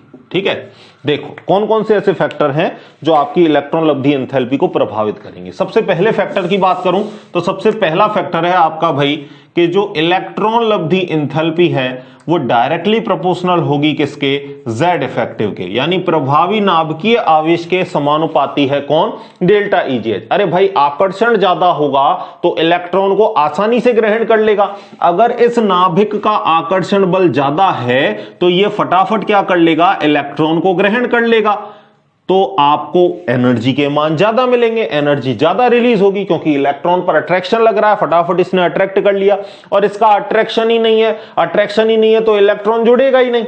मैं कहूं आपके घर में आपके मेहमान कब आते हैं, जब आपका व्यवहार बढ़िया है, ठीक है ना, आपका अट्रैक्शन है, आप मेहमान आते हो तो उसकी आवभगत करते हो आप, ठीक है ना, बढ़िया से उसको बिठाते हो, खाना खिलाते हो, सारा काम करते हो, तो मेहमान आपके पास आएगा। ठीक है, घर में मेहमान आया, आप आपस में ही घर में लड़ने लग गए तो मेहमान आएगा क्या आपके पास, नहीं आएगा ना। तो वही कहानी इलेक्ट्रॉन की है। अरे भाई इसका अगर अट्रैक्शन ज्यादा होगा तो इलेक्ट्रॉन आसानी से जुड़ जाएगा, और अगर इसका अट्रैक्शन ही नहीं है, इसके पास कोई अट्रैक्शन ही नहीं है तो इलेक्ट्रॉन इससे आसानी से नहीं जुड़ेगा। फिर आपको जोड़ना है, जबरदस्ती घुसना है घर में तो मशक्कत करनी पड़ेगी। समझ गए मेरी बात को, बेशरम बनना पड़ेगा। ठीक है ना, फिर बेशरम मेहमान कहलाओगे भाई। ठीक है, समझ गए।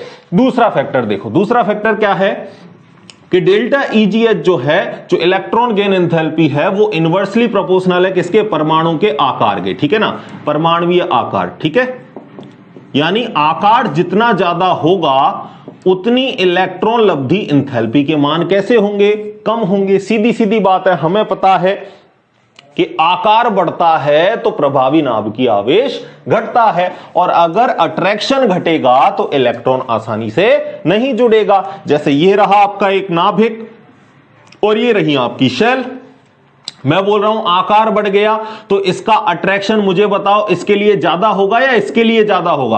आप कहोगे कि सर आकार छोटा है तो अट्रैक्शन ज्यादा होगा, आकार बहुत बड़ा है तो अट्रैक्शन कैसा होगा, कम होगा, और अट्रैक्शन कम होगा तो इलेक्ट्रॉन आसानी से जुड़ेगा नहीं, और इलेक्ट्रॉन आसानी से जुड़ेगा नहीं तो एनर्जी रिलीज नहीं होगी, और एनर्जी रिलीज नहीं होगी तो डेल्टा ईजीएच के मान कैसे हो जाएंगे, कम हो जाएंगे। समझ गए मेरी बात को, क्योंकि जो परमाणुीय आकार है वो जेड इफेक्टिव के इनवर्सली है। आकार बढ़ता है, जेड इफेक्टिव घटता है, जेड इफेक्टिव घटता है तो डेल्टा ईजीएच के मान भी घटते हैं। समझ गए। अब परमाणुीय आकार से हम एक बात और कह सकते हैं कि जो डेल्टा ईजीएच है वो इनवर्सली प्रोपोर्शनल होगा किसके, शील्डिंग इफेक्ट के, या इसको स्क्रीनिंग इफेक्ट भी आप कहते हो, परिरक्षण प्रभाव, क्योंकि हमें पता है परिरक्षण प्रभाव क्या करता है, आकार को बढ़ाता है। परिरक्षण प्रभाव क्या है, आंतरिक कोश के इलेक्ट्रॉन नाभिक के आकर्षण बल को बाहर वाले इलेक्ट्रॉन को फील होने नहीं देते। नाभिक का आकर्षण बल अपने तक ही सीमित रोक कर रखते हैं, बाहर वाले इलेक्ट्रॉन पर नाभिक का आकर्षण बल लगने नहीं देते। अब बाहर वाले इलेक्ट्रॉन पर नाभिक का आकर्षण लग नहीं रहा तो ये दूर होते जाएंगे, दूर होते जाएंगे तो आकार कैसा होगा, बढ़ेगा। अरे भाई ये रहा आपका नाभिक, ये रहा इलेक्ट्रॉन, इस इलेक्ट्रॉन पर आकर्षण लगेगा तो पास आएगा, पास आएगा तो आकार कम होगा। अब मैं बोल रहा हूं कि ये नाभिक रहा, इस इलेक्ट्रॉन पर कोई आकर्षण ही नहीं है, ये दूर जाता जा रहा है तो आकार आपका कैसा होता जा रहा है, बढ़ता जा रहा है। ठीक है, समझ गए मेरी बात को। तो तीसरा पॉइंट हो गया आपका कि डेल्टा ईजीएच आपका इनवर्सली प्रोपोर्शनल होगा किसके, परिरक्षण प्रभाव के। अगर मैं और कैरेक्टर की बात करूं, एक और अगर मैं फैक्टर की बात करूं तो अगला फैक्टर क्या है, डेल्टा ईजीएच वो है इनवर्सली प्रोपोर्शनल है किसके, स्थायी विन्यास के। अब चाहे वो स्थायी अर्धपूरित विन्यास हो चाहे स्थायी पूर्ण पूरित विन्यास हो, ठीक है ना। मैं कहूं कि भाई किसी के पास P6 है, P6 है तो आपको पता है कि उसमें तो भाई पूरा भरा हुआ है, और मैं कहूं किसी के पास P3 है तो ये आपका अर्धपूरित है। अब मुझे बताओ ये दोनों विन्यास कैसे होते हैं? आप कहोगे कि सर ये स्थायी विन्यास होते हैं। तो कोई जब स्थायी विन्यास होगा तो मुझे बताओ वो इलेक्ट्रॉन ग्रहण करना चाहेगा क्या?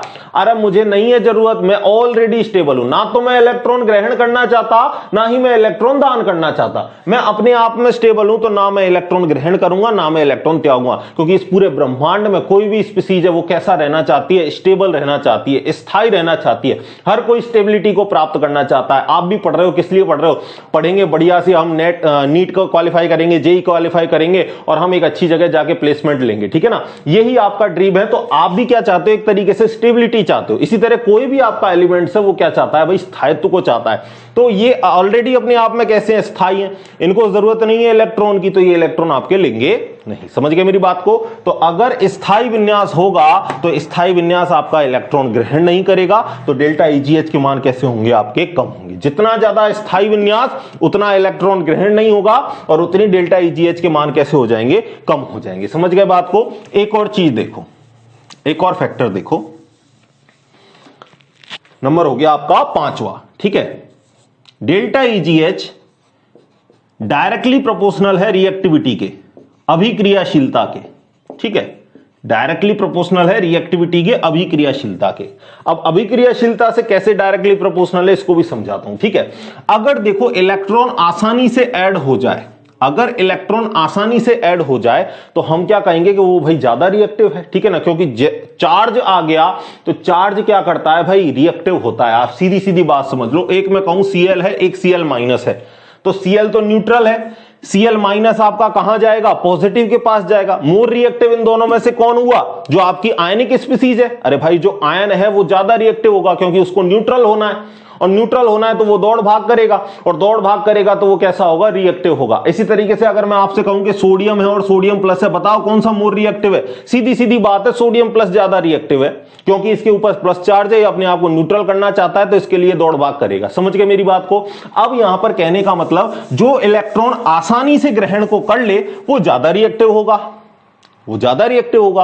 और हमें पता है कि जो वर्ग 17 के तत्व हैं वो ज्यादा कैसे होते हैं? रिएक्टिव होते हैं। क्यों रिएक्टिव होते हैं? क्योंकि इनके वैलेंसी सेल में कितने इलेक्ट्रॉन है? 7 इलेक्ट्रॉन है, ठीक है भाई। अगर ये 1 इलेक्ट्रॉन ग्रहण कर ले, अगर ये 1 इलेक्ट्रॉन ग्रहण कर लें तो ये स्थायी अक्रिय गैस विन्यास प्राप्त कर लेंगे। कौन सा प्राप्त कर लेंगे? स्थायी अक्रिय गैस विन्यास। क्योंकि हमें पता है कि जो नोबल गैस हैं वो सबसे ज्यादा कैसी होती हैं? स्थायी होती हैं। क्यों? क्योंकि इनका वैलेंस सेल कैसा भरा होता है भाई? पूरा भरा होता है। सब में आप देखोगे तो लास्ट में P6 आता है, यानी जो P उपकोष है वो पूरा कैसा होता है? भरा होता है। और हमको ये पता है कि जो पूर्ण पूरित विन्यास है वो कैसा होता है? स्थायी होता है। और उसमें भी जो अक्रिय गैस है वो आपकी सबसे ज्यादा स्टेबल होती है, तभी तो वो क्या होती है भाई? अक्रिय। किसी के साथ रिएक्शन करने की जरूरत नहीं है, अपने आप में बिल्कुल स्टेबल है, किसी के साथ कोई रिएक्शन करने की जरूरत नहीं है। कहने का मतलब अगर ये मोस्ट स्टेबल हैं और अगर इनमें हम 1 इलेक्ट्रॉन जोड़ दें तो 7 इलेक्ट्रॉन तो हैं, 1 इलेक्ट्रॉन और जोड़ दें तो ये कौन से विन्यास को प्राप्त कर लेते हैं? स्थायी अक्रिय गैस को विन्यास को प्राप्त कर लेते हैं। तो ये तो बैठे ही इसलिए कि भाई हमें 1 इलेक्ट्रॉन मिल जाए और हम किसको प्राप्त कर लें? स्थायित्व को प्राप्त कर लें। अगर मैं 17वें वर्ग की बात करूं, 17वें वर्ग में कौन आ गया भाई? आपके आ गए कौन कौन से? फ्लोरीन, क्लोरीन, ब्रोमीन, आयोडीन, ठीक है। तो ये तो बैठे ही 1 इलेक्ट्रॉन ग्रहण करने के लिए, क्योंकि अगर इनको मैं 1 इलेक्ट्रॉन दे दूं तो ये P5 में से क्या हो जाएंगे? P6। और P6 का मतलब पूर्ण पूरित विन्यास, या मैं कह सकता हूं स्थायी अक्रिय गैस विन्यास। तो स्थायित्व की प्राप्ति हो जाएगी, इस वजह से ये फटाक इलेक्ट्रॉन को ग्रहण कर लेते हैं। इस वजह से हम क्या कहेंगे कि अगर डेल्टा EGH के मान ज्यादा है तो अभिक्रियाशीलता ज्यादा होगी। ठीक है, समझ गए मेरी बात को? तो इस चीज को भी आप याद रखोगे। एक फैक्टर आपको और बताता हूं, इसको भी देखना भाई। कितने फैक्टर हो गए आपके? 5 हो गए। एक और बताता हूं भाई, इसको भी देखो। देखो भाई, एक फैक्टर और देखो, नंबर 6। हम क्या कहेंगे कि जो इलेक्ट्रॉन लब्धि एंथैल्पी है वो डायरेक्टली प्रोपोर्शनल है किसके? ऑक्सीकारक क्षमता के। किसके? ऑक्सीकारक क्षमता, ऑक्सीडाइजिंग प्रॉपर्टी के। ठीक है ना। ऑक्सीकारक क्या होता है भाई? ऑक्सीकारक किसे कहते हैं? जिसका अपचयन हो उसे हम ऑक्सीकारक कहते हैं, और अपचयन का मतलब इलेक्ट्रॉन का जुड़ना, और डेल्टा EGH में भी हम किसकी बात कर रहे हैं? इलेक्ट्रॉन के जुड़ने की। यानी इलेक्ट्रॉन अगर आसानी से जुड़ जाए तो आपकी ऑक्सीकारक क्षमता ज्यादा होगी, इलेक्ट्रॉन आसानी से जुड़ जाएगा तो डेल्टा EGH के मान भी कैसे होंगे? ज्यादा होंगे। यानी डेल्टा EGH डायरेक्टली प्रोपोर्शनल ऑक्सीकारक क्षमता के। समझ गए मेरी बात को? अब अगर आपसे कोई पीरियोडिसिटी पूछ ले, आवर्तता पूछ ले आपसे कोई, किसके लिए? डेल्टा EGH के लिए। यानी भाई हमें बताओ कि अगर हम वर्ग में ऊपर से नीचे जाएं या हम आवर्त में बाएं से दाएं जाएं तो क्या फर्क पड़ेगा? ठीक है, हमें पता है कि डेल्टा EGH डायरेक्टली प्रोपोर्शनल है किसके? प्रभावी नाभिकीय आवेश के। और ऊपर से नीचे जाते हैं तो हमें पता है प्रभावी नाभिकीय आवेश कैसा होता है? घटता है, तभी तो आकार बढ़ता है। जैसे जैसे आकर्षण घटेगा वैसे वैसे आकार आपका बढ़ेगा। और हम बाएं से दाएं जाते हैं तो प्रभावी नाभिकीय आवेश बढ़ता है, आकार आपका कम होता है। और अगर प्रभावी नाभिकीय आवेश बढ़ेगा तो Z इफेक्ट डेल्टा EGH भी कैसा होगा? आपका बढ़ेगा। ठीक है, तो हम यहां कहेंगे कि वर्ग में ऊपर से नीचे जाने पर, वर्ग में ऊपर से नीचे जाने पर प्रभावी नाभिकीय आवेश घटता है, अतः इलेक्ट्रॉन लब्धि एंथैल्पी के मान भी घटते हैं। और आवर्त में बाएं से दाएं जाने पर सामान्यतः आपका जो प्रभावी नाभिकीय आवेश है वो बढ़ता है, लेकिन डेल्टा EGH के मान भी Z इफेक्टिव बढ़ने के साथ साथ बढ़ेंगे। मैं क्या वर्ड यूज कर रहा हूं? सामान्यतः। कई जगह ऐसे भी मैं आपको बताऊंगा कि वर्ग में ऊपर से नीचे जा रहे हो तो लगातार घट नहीं रहा, और ऐसे भी क्रम में आपको बताऊंगा कि आवर्त में बाएं से दाएं जा रहे हो तो लगातार बढ़ नहीं रहा। कहीं कहीं क्या आता है? इनके मानों में अंतर भी आता है। उस चीज को भी मैं आपको क्लैरिफाई करूंगा, क्योंकि ये फैक्टर भी तो है भाई, ये फैक्टर भी तो प्रभावित करेंगे। ठीक है ना? तो एक बार आप इसमें लिख लो। अगर थ्योरेटिकल लिखना है तो मैं आपको हिंदी में बोल रहा हूं, आप लिख लो। क्या लिखोगे? सामान्यतः वर्ग में ऊपर से नीचे जाने पर प्रभावी नाभिकीय आवेश घटता है, अतः डेल्टा EGH के मान भी घटते हैं, तथा आवर्त में बाएं से दाएं जाने पर प्रभावी नाभिकीय आवेश Z इफेक्टिव के मान बढ़ते हैं, अतः इलेक्ट्रॉन लब्धि एंथैल्पी के मान भी बढ़ते हैं। वर्ड क्या लगाया है हमने? सामान्यतः। ठीक है, कई कई जगह डिफरेंस भी आएगा, वो भी मैं आपको बताता हूं। एक बार इन सारी बातों को आप लिख लो। ठीक है, फिर कुछ ऑर्डर भी मैं आपको बताता हूं, कुछ इंपोर्टेंट जो बातें हैं वो भी मैं आपको बताता हूं। किसके रेस्पेक्ट में? डेल्टा EGH के रेस्पेक्ट में। डायरेक्ट कंपटीशन एग्जाम में सीधा सीधा क्वेश्चन बनता है। ठीक है, देखो भाई, मिटा दे। चलो अब कुछ इंपॉर्टेंट बातें भी देखो इसकी।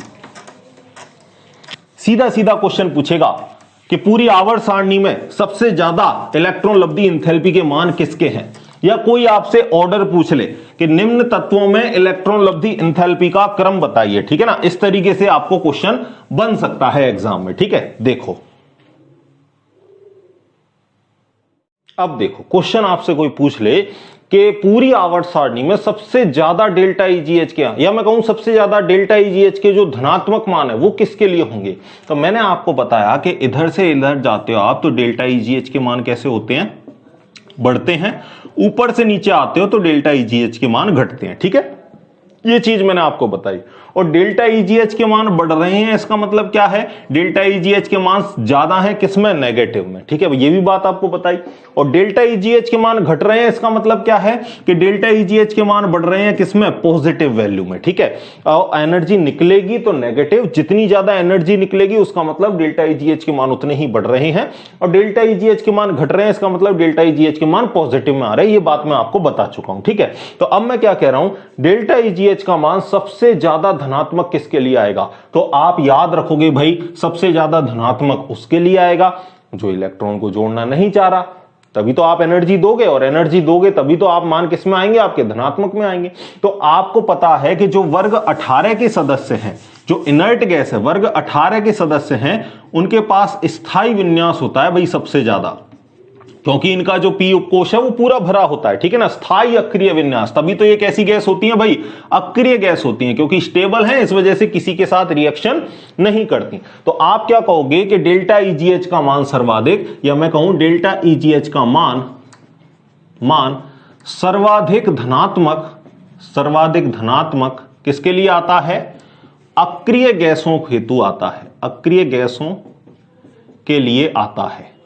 समझ गए मेरी बात को? अक्रिय गैसों के लिए आता है। या दूसरे वर्ड में आपसे यह भी बोल दे वो कि भाई मुझे बताओ कि डेल्टा EGH का मान इलेक्ट्रॉन एफिनिटी का मान सबसे नेगेटिव किसके लिए आएगा, इलेक्ट्रॉन बंधुता का मान सर्वाधिक ऋणात्मक किसके लिए आता है, तो भी आपका आंसर सेम होगा। और सर्वाधिक ऋणात्मक किसके लिए आएगा, अक्रिय गैसों के लिए आएगा। मैंने अभी अभी आपको बताया ना, दोनों क्या होते हैं भाई, एक दूसरे से डेफिनेशन में सेम है, लेकिन जो चिन्ह है उसमें फर्क है। तो अगर इलेक्ट्रॉन बंधुता की बात करोगे तो क्या लिखोगे, इलेक्ट्रॉन बंधुता का सर्वाधिक ऋणात्मक मान किसके लिए आएगा, आपका अक्रिय गैसों के लिए आएगा। दूसरी अगर मैं बात बोलूं तो पूरी आवर्त सारणी में क्लोरीन की इलेक्ट्रॉन गेन एंथैल्पी, क्लोरीन की इलेक्ट्रॉन लब्धि एंथैल्पी के मान सर्वाधिक होते हैं। क्लोरीन की इलेक्ट्रॉन लब्धि एंथैल्पी के मान सर्वाधिक होते हैं। ठीक है, सर्वाधिक होते हैं। ठीक है, क्यों होते हैं सर्वाधिक, क्योंकि अभी अभी आपको बताया कि आवर्त में बाएं से दाएं जाओगे तो डेल्टा ईजीएच के मान कैसे होते हैं, बढ़ते हैं। और 18वें के लिए तो बढ़ते नहीं है, तो बढ़ेंगे किसके लिए, 17वें वर्ग के लिए। ठीक है ना। अब आपको मैंने यह भी बताया था, ऊपर से नीचे जाते हो तो डेल्टा ईजीएच के मान घटते हैं। यानी आप अगर क्रम देखो तो फ्लोरीन, क्लोरीन, ब्रोमीन, आयोडीन, इस तरीके से। तो सबसे ज्यादा मान तो किसके लिए होने चाहिए थे, फ्लोरीन के लिए होने चाहिए थे। अरे भाई ऊपर से नीचे आ रहे हैं तो मान कैसे होते हैं, आपके घटते हैं ना। तो ऊपर वाले फ्लोरीन के लिए मान सबसे ज्यादा आने चाहिए थे और आयोडीन के लिए मान सबसे कम आने चाहिए थे। लेकिन मैं क्या बोल रहा हूं कि क्लोरीन के लिए जो मान है वो सबसे ज्यादा होता है। यानी अगर इलेक्ट्रॉन बंधुता का मैं क्रम लिखूं तो क्या होगा, क्लोरीन, फिर आएगा फ्लोरीन, फिर आएगा ब्रोमीन और फिर क्या आएगा, आयोडीन। ये किसका क्रम है भाई, इलेक्ट्रॉन लब्धि एंथैल्पी का, डेल्टा ईजीएच का क्रम है। ऐसा क्यों हुआ इसको समझो। ठीक है, क्योंकि अगर मैं क्लोरीन और फ्लोरीन की बात करूं तो ये रहा फ्लोरीन, ये रहा क्लोरीन। इसमें तो इलेक्ट्रॉन आएंगे किसमें भाई, 2p कक्षक में। ठीक है, 2p5 में। और इसमें जो इलेक्ट्रॉन आएगा वो किसमें आएगा, 3p में आएगा। और आपको पता है 2p कक्षक जो है वो साइज में कैसा होगा, छोटा होगा। और जो 3p कक्षक है वो साइज में इससे कैसा होगा, बड़ा होगा। इलेक्ट्रॉन जोड़ना है तो मुझे बताओ कहां आसानी से जुड़ेगा, छोटी जगह में या बड़ी जगह में, बड़ी जगह में। अरे भाई एक सीमित कमरा है, ठीक है, उसके अंदर 2 ही आदमी आ सकते हैं। तो तीसरा अगर उसमें आके रहना चाहेगा तो मुझे बताओ आराम से रह सकता है क्या, नहीं रह सकता। और मैं कहूं मेरे पास बड़ा कमरा है, ठीक है ना, बड़ा कमरा है और उसमें केवल 2 ही आदमी रह रहे हैं, तो मैं कहूं उसमें क्या तीसरा आदमी आ सकता है, आप कहोगे हां सर आ सकता है, तीसरा आदमी उसमें एंटर कर सकता है। तो वही वाली हालत है कि भाई इसका साइज छोटा है, तो यहां पर इलेक्ट्रॉन और इलेक्ट्रॉन के बीच में जो इंटर इलेक्ट्रॉनिक रिपल्शन है, जो अंतर इलेक्ट्रॉनिक जो प्रतिकर्षण है, वो कैसा हो जाता है, बढ़ जाता है। इस वजह से यहां फ्लोरीन के अंदर आसानी से इलेक्ट्रॉन आपका जुड़ता नहीं है। लेकिन अगर मैं क्लोरीन की बात करूं तो क्लोरीन के 3p कक्षक का आकार बड़ा है, तो इसमें इलेक्ट्रॉन आपका आसानी से जुड़ सकता है। इस वजह से क्लोरीन की इलेक्ट्रॉन लब्धि एंथैल्पी के मान पूरी आवर्त सारणी में कैसे होते हैं, सर्वाधिक होते हैं। और अगर आपसे कोई बोल दे कि भाई पूरी आवर्त सारणी में डेल्टा ईजीएच के मान सबसे कम किसके लिए होंगे, तो पहली बात तो देखो इस तरीके का क्वेश्चन नहीं बनेगा। क्यों नहीं बनेगा, क्योंकि यहां हम इलेक्ट्रॉन ग्रहण करने की बात कर रहे हैं और इलेक्ट्रॉन ग्रहण कौन करता है, अधातु करते हैं। और जनरली हम जानते हैं कि धातु तो इलेक्ट्रॉन त्यागने का गुणधर्म रखते हैं, लेकिन फिर भी अगर आपसे आ जाए तो इधर से इधर जा रहे हैं तो बढ़ रहे हैं, तो हम कहेंगे कि इधर से इधर आएंगे तो डेल्टा ईजीएच के मान कैसे होंगे, घटेंगे। और हमें पता है ऊपर से नीचे जाते हैं तो भी डेल्टा ईजीएच के मान कम होते हैं। तो इधर से इधर आओ मतलब पहले वर्ग में आओ, और पहले वर्ग में हमें पता है लीना करे रब से, यानी सबसे कम अगर बात मान की बात करेगा तो सबसे कम मान किसके लिए होंगे भाई, सीजियम के लिए होंगे। ठीक है ना, क्वेश्चन बन जाए तो मैंने आपको बता दिया है। ठीक है, अब देखो और बात देखो, इस तरीके से हमने 17वें वर्ग की बात कर ली, तो ये कि यही कहानी आपके 16वें वर्ग में होती है, ये कि यही कहानी आपके किस में होती है भाई, 15वें वर्ग में होती है, लेकिन 14वें वर्ग में नहीं होती। बताता हूं वो भी क्यों नहीं होती। ये तो कौन से वर्ग की कहानी है, वर्ग 17। और अगर मैं वर्ग 16 की बात करूं तो देखो भाई ये ऑर्डर है ना, एज इट इज एग्जाम में पूछे जाते हैं, बिल्कुल इनको एज इट इज याद रखना है। Same to same order as it is पूछेगा कि निम्न में से कौन सा इलेक्ट्रॉन लब्धि एंथैल्पी का क्रम सही है। तो एक बार मैं आपको वर्ग के लिए बता दूं, फिर आवर्त के लिए भी कुछ चीजें बताऊंगा। अब देखो वर्ग 16 की अगर मैं बात करूं तो वर्ग 16 में कौन होता है, ओल्ड स्टाइल से टीपो, यही होता है भाई। तो यहां पर आपको पता है कि ऊपर से नीचे मान तो कैसे होने चाहिए थे, घटने चाहिए थे। ठीक है ना, डेल्टा ईजीएच के मान कैसे होने चाहिए थे, घटने चाहिए थे। ठीक है, तो अगर मैं कहूं तो इसके सबसे ज्यादा होने चाहिए थे, इस तरीके से ऑर्डर होना चाहिए था, लेकिन ये ऑर्डर नहीं होता। ठीक है ना, सल्फर की जो इलेक्ट्रॉन लब्धि एंथैल्पी है उसके मान ज्यादा होते हैं। और अगर इसका एग्जैक्ट ऑर्डर बताऊं तो इसका एग्जैक्ट ऑर्डर इधर लिख रहा हूं मैं। ठीक है, ओल्ड स्टाइल से टीपो, और यहां आ जाएगा आपका ऑक्सीजन। ये ऑर्डर होता है इसका करेक्ट, ठीक है, समझ गए। यहां पर ऑक्सीजन सबसे कम आता है, एक्सपेरिमेंटली ये चीज आपकी देखी गई है, ठीक है। और अगर मैं वर्ग 15 की बात करूं, वर्ग 15 की बात करूं तो वर्ग 15 में आपको पता है कौन है, नाना पाटेकर असरानी, सब बेकारी, ठीक है, यही है ना भाई। तो यहां पर जो क्रम होता है वो कौन सा होता है, देखो, फास्फोरस का ज्यादा, फिर नाइट्रोजन का कम, ठीक है, फिर आर्सेनिक, और फिर आपका एंटीमनी। ये क्रम होता है आपका किसके लिए, वर्ग 15 के लिए, ठीक है। लेकिन अगर मैं वर्ग 14 की बात करूं तो वर्ग 14 में आपका कोई अंतर नहीं होता, यानी काशी गए सुनो प्रभु। अगर मैं इसकी बात करूं तो ऊपर से नीचे जाते हैं तो हमें पता है ऊपर से नीचे जाने पर डेल्टा EGH के मान घटते हैं। तो सबसे ज्यादा कार्बन के लिए, फिर सिलिकॉन के लिए, फिर जर्मेनियम, और फिर आपका आ जाता है टिन, ठीक है। ऐसा क्यों होता है इसका भी मैं आपको रीजन देता हूं, काशी गए सुनो, ठीक है ना। जनरली जो लास्ट के एलिमेंट है उनकी बात हम नहीं करते हैं, ठीक है ना। आपको क्वेश्चन यहां तक ही मिलेगा और यहां तक ही आपका आंसर सही हो जाएगा, ठीक है, कोई दिक्कत वाली बात नहीं। आ जाता है तो वो भी लिख दो, उसमें भी कोई दिक्कत वाली बात नहीं है, ठीक है।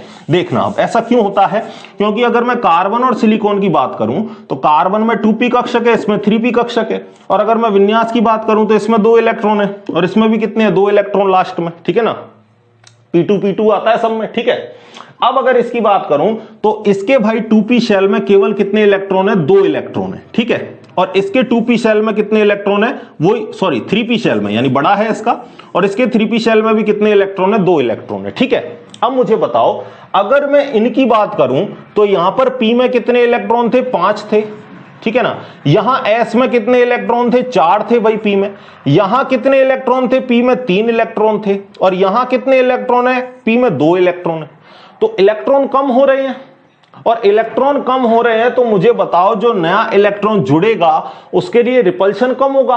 अरे भाई यहां तो 5 इलेक्ट्रॉन रिपल कर रहे थे, तो यहां तो बिल्कुल जुड़ ही नहीं सकता कंडीशन, ठीक है ना। यहां घटते घटते कितने इलेक्ट्रॉन आ गए, 2 इलेक्ट्रॉन आ गए। तो रिपल्शन कैसा हो गया, कम हो गया। प्रतिकर्षण कैसा हो गया, कम हो गया। और अगर प्रतिकर्षण कम हुआ तो इलेक्ट्रॉन आपका आसानी से जुड़ सकता है। तो कहने का मतलब जब हम कार्बन के रेस्पेक्ट में बात करेंगे तो क्रम में कोई गड़बड़ी नहीं होती, डायरेक्ट आपका ऑर्डर ये रहता है, काशी गए सुनो प्रभु, ठीक है। लेकिन अगर आप अलग अलग बुक उठा के देखोगे तो आपको अलग अलग डेटा मिल जाएगा। लेकिन मैं जो डेटा लिखा रहा हूं ना 100% एक्यूरेट है भाई। मैं आपको एक सेकंड बुक भी दिखा देता हूं, किस बुक से डेटा लिखा रहा हूं आपके लिए। ये देखो हाउस क्राफ्ट बुक है, ठीक है ना। बड़ी बड़ी जितनी भी आपकी एग्जाम है, जितनी भी आपकी बड़ी बड़ी एग्जाम है, आपका चाहे जेई हुआ चाहे कोई सा भी एग्जाम है, वहां से रेफरेंस यहां से लिया जाता है, ठीक है ना। एक एक बुक की कीमत 7-8 हजार रुपए है भाई, ठीक है। तो कहीं घबराने वाली बात नहीं है। आप ये मत करना कि सर उस बुक में तो ये डेटा दे रखा है, मैं जो डेटा लिखा रहा हूं एक्यूरेट लिखा रहा हूं, ठीक है भाई। लिख लो इन बातों को, पहले आप लिख लिया, कर लोगे। अब देखो मैं आपको एक आवर्त वाला भी बता देता हूं। ये तो मैंने आपको वर्ग की कहानी बता दी, एक आवर्त की और बता देता हूं, ठीक है। आवर्त में देखो कौन सा आवर्त ले लेते हैं, चलो। ली बी ब क न ओ फ नी, ये हमने आवर्त ले लिया, ठीक है। इसमें हमको बताना है डेल्टा EGH का क्रम। तो आपको पता है कि अक्रिय गैस तो इलेक्ट्रॉन ग्रहण करती नहीं है, उनके लिए तो मान कैसे होंगे, डेल्टा EGH के सबसे कम होंगे, ठीक है ना। यही बात है।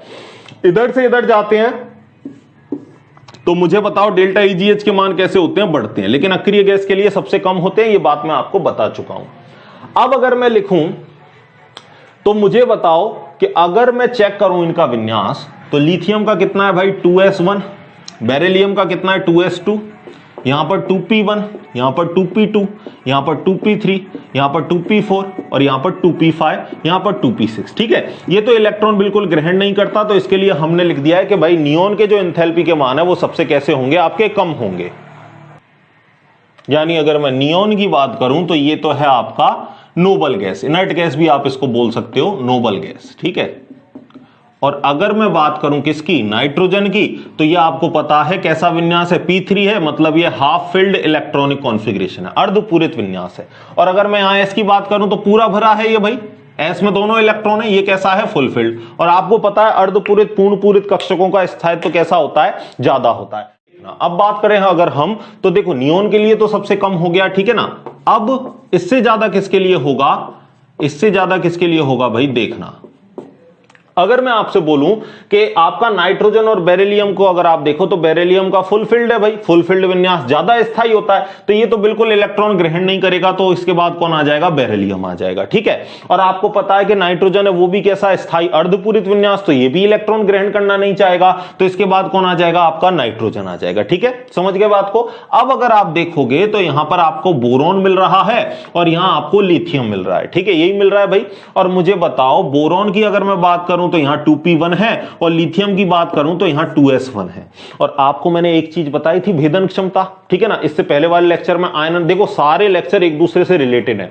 अगर आपने इससे पिछला वाला लेक्चर नहीं देखा, आयनिक ऊर्जा वाला नहीं देखा, परमाणु त्रिज्या वाला नहीं देखा, तो आप उनको देखकर आगे बढ़ो, एक सीक्वेंस से आप आगे बढ़ोगे तो सारी चीजें समझ में आएंगी। अब भेदन क्षमता को मैंने आपको बताया था कि जो S है वो नाभिक के ज्यादा पास में है, और जो नाभिक के ज्यादा पास में है उसमें अट्रैक्शन ज्यादा लगेगा। क्या, जो नाभिक के ज्यादा पास में है उसका Z इफेक्टिव ज्यादा होगा। और आपको मैंने बताया था डेल्टा EGH डायरेक्टली प्रोपोर्शनल है किसके, आकर्षण बल के। यानी अगर मैं कहूं तो लिथियम का जो S कक्षक है नाभिक के पास में है, इसमें आकर्षण ज्यादा लगेगा, तो इसके लिए डेल्टा EGH के मान कैसे होंगे, ज्यादा होंगे। यानी बोरोन और लिथियम में जो ज्यादा मान होंगे वो किसके होंगे भाई, लिथियम के होंगे। समझ गए, because of penetrating effect, because of भेदन क्षमता। ठीक है, अब लिथियम हो गया, इसके बाद कौन आ जाएगा, कार्बन, और कार्बन के बाद कौन आ जाएगा, ऑक्सीजन, और ऑक्सीजन के बाद कौन आ जाएगा, फ्लोरीन, क्योंकि इधर से इधर जा रहे हैं तो डेल्टा EGH के मान बढ़ रहे हैं। तो ये मैंने आपको भाई एग्जैक्ट ऑर्डर बता दिया है, किसी भी बुक को देखने की जरूरत नहीं है, कोई भी एग्जाम आए सीधा छाप दो। ठीक है ना, इस ऑर्डर को याद रखोगे, तरीका मैंने आपको समझा दिया है। ठीक है, लिखो भाई पहले एक बार इस बात को, कर लोगे। ठीक है, तो सारी जितनी भी इंपॉर्टेंट बातें भाई इस लेक्चर से रिलेटेड, जो भी एग्जाम में क्वेश्चन पूछे जाते हैं, सारे मैंने आपको अपनी कॉपी में करवा दिए हैं। इस कॉपी को रखना बड़े ध्यान से, आगे जितनी भी एग्जाम दोगे कॉपी आपको काम में आएगी। ठीक है, और आज के लेक्चर में हम क्या पढ़ने वाले हैं, टॉपिक है हमारा इलेक्ट्रोनेगेटिविटी, जिसको अपन हिंदी में क्या बोलते हैं, विद्युत ऋणता। ठीक है ना, तो समझना भाई विद्युत ऋणता क्या होती है। देखो पहली बात तो अगर मैं आपको बताऊं तो जो विद्युत ऋणता है ना, वो किसी मतलब बंध में जो जुड़े हुए दो परमाणु है उसकी प्रॉपर्टी है, किसी भी सिंगल एटम की प्रॉपर्टी नहीं है। यानी किसी एकल परमाणु का गुणधर्म नहीं है, बंधित परमाणुओं का गुणधर्म है। समझ गए मेरी बात को। तो यहां पर अगर जो हम डेफिनेशन दें अगर हम इसकी, तो क्या लिखेंगे हम कि किसी यौगिक में परमाणु के बंधित इलेक्ट्रॉनों को अपनी ओर आकर्षित करने की क्षमता को, उस तत्व की क्या कहते हैं, विद्युत ऋणता कहते हैं। यानी एक परमाणु है, वो बंध के इलेक्ट्रॉनों को अपनी ओर आकर्षित करने की जो उसकी क्षमता है, इसी को हम क्या कहेंगे, इलेक्ट्रोनेगेटिविटी कहेंगे। जैसे फॉर एग्जांपल मैं आपके लिए कहूं कि आपके पास HCl है भाई। ठीक है ना, क्या है, HCl है। तो आपको मैं अभी बता देता हूं, वैसे मैं आगे भी बताऊंगा कि यहां पर क्लोरीन की विद्युत ऋणता ज्यादा होती है। किसकी विद्युत ऋणता ज्यादा होती है, क्लोरीन की विद्युत ऋणता ज्यादा होती है।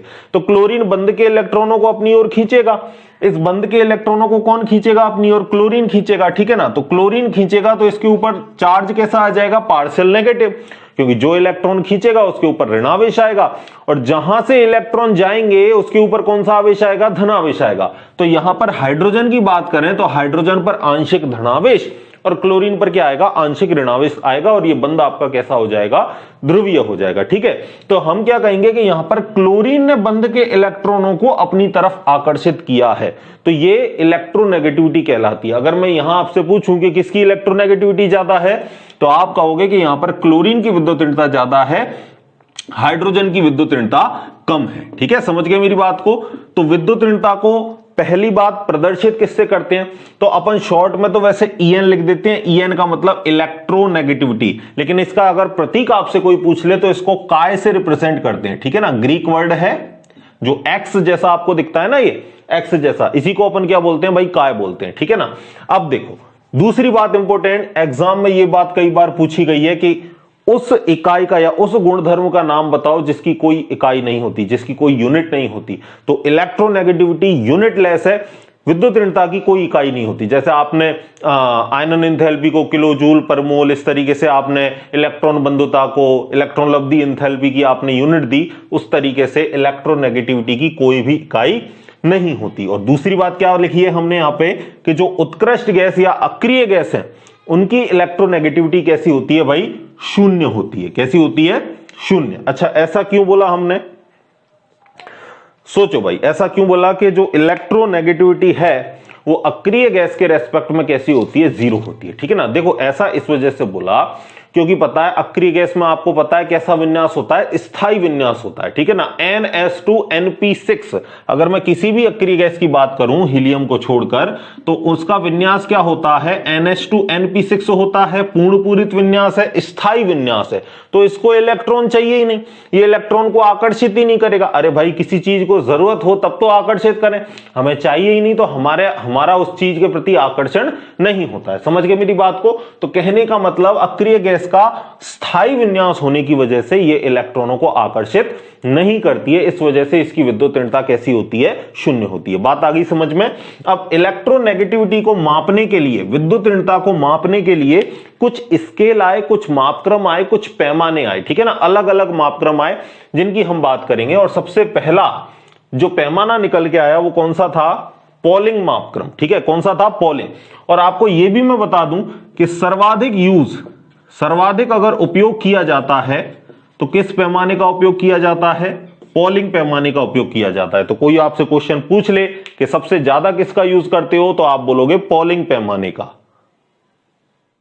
मैंने आपके लिए यहां पर डायरेक्ट फॉर्मूले लिख रखे हैं। ठीक है ना, ये फॉर्मूले आपको याद होने चाहिए। फॉर्मूला क्या है देखते हैं। पहले दो तत्व है आपके, मान के चलो कोई ए और बी आपस में बंध बना रहे हैं तो हमको इसकी क्या करनी है, चेक करनी है इलेक्ट्रोनेगेटिविटी। तो हम क्या कहेंगे, ए और बी की विद्युत ऋणता का अंतर एक्स से या काय से हम किसको दिखा रहे हैं, विद्युत ऋणता को। ठीक है ना, बराबर होता है किसके, 0.208 अंडर रूट डेल्टा ई। अब ये डेल्टा ई क्या है भाई, आधिक्य बंध ऊर्जा है। डेल्टा ई क्या है, आधिक्य बंध ऊर्जा। और इसको निकालने का भी फॉर्मूला है कि डेल्टा ई बराबर ई ए बी के बीच की जो बंध ऊर्जा है माइनस ई ए और ई बी बी के बीच की जो बंध ऊर्जा है उसका क्या कर दो, अंडर रूट कर दो। ठीक है ना, तो ये डेल्टा ई का फॉर्मूला है। डेल्टा ई का मान हम कहां रखेंगे, इधर रखेंगे, कैलकुलेशन करेंगे और दोनों के बीच का अंतर निकाल लेंगे। समझ गए मेरी बात को? यह फॉर्मूला कब लगाना है, जब आपको जो बंध ऊर्जा है वो किस में दे रखी हो भाई, किलो कैलोरी मोल इनवर्स में दे रखी हो। जब आपको जो आधिक्य बंध ऊर्जा है वो किस में मिले, किलो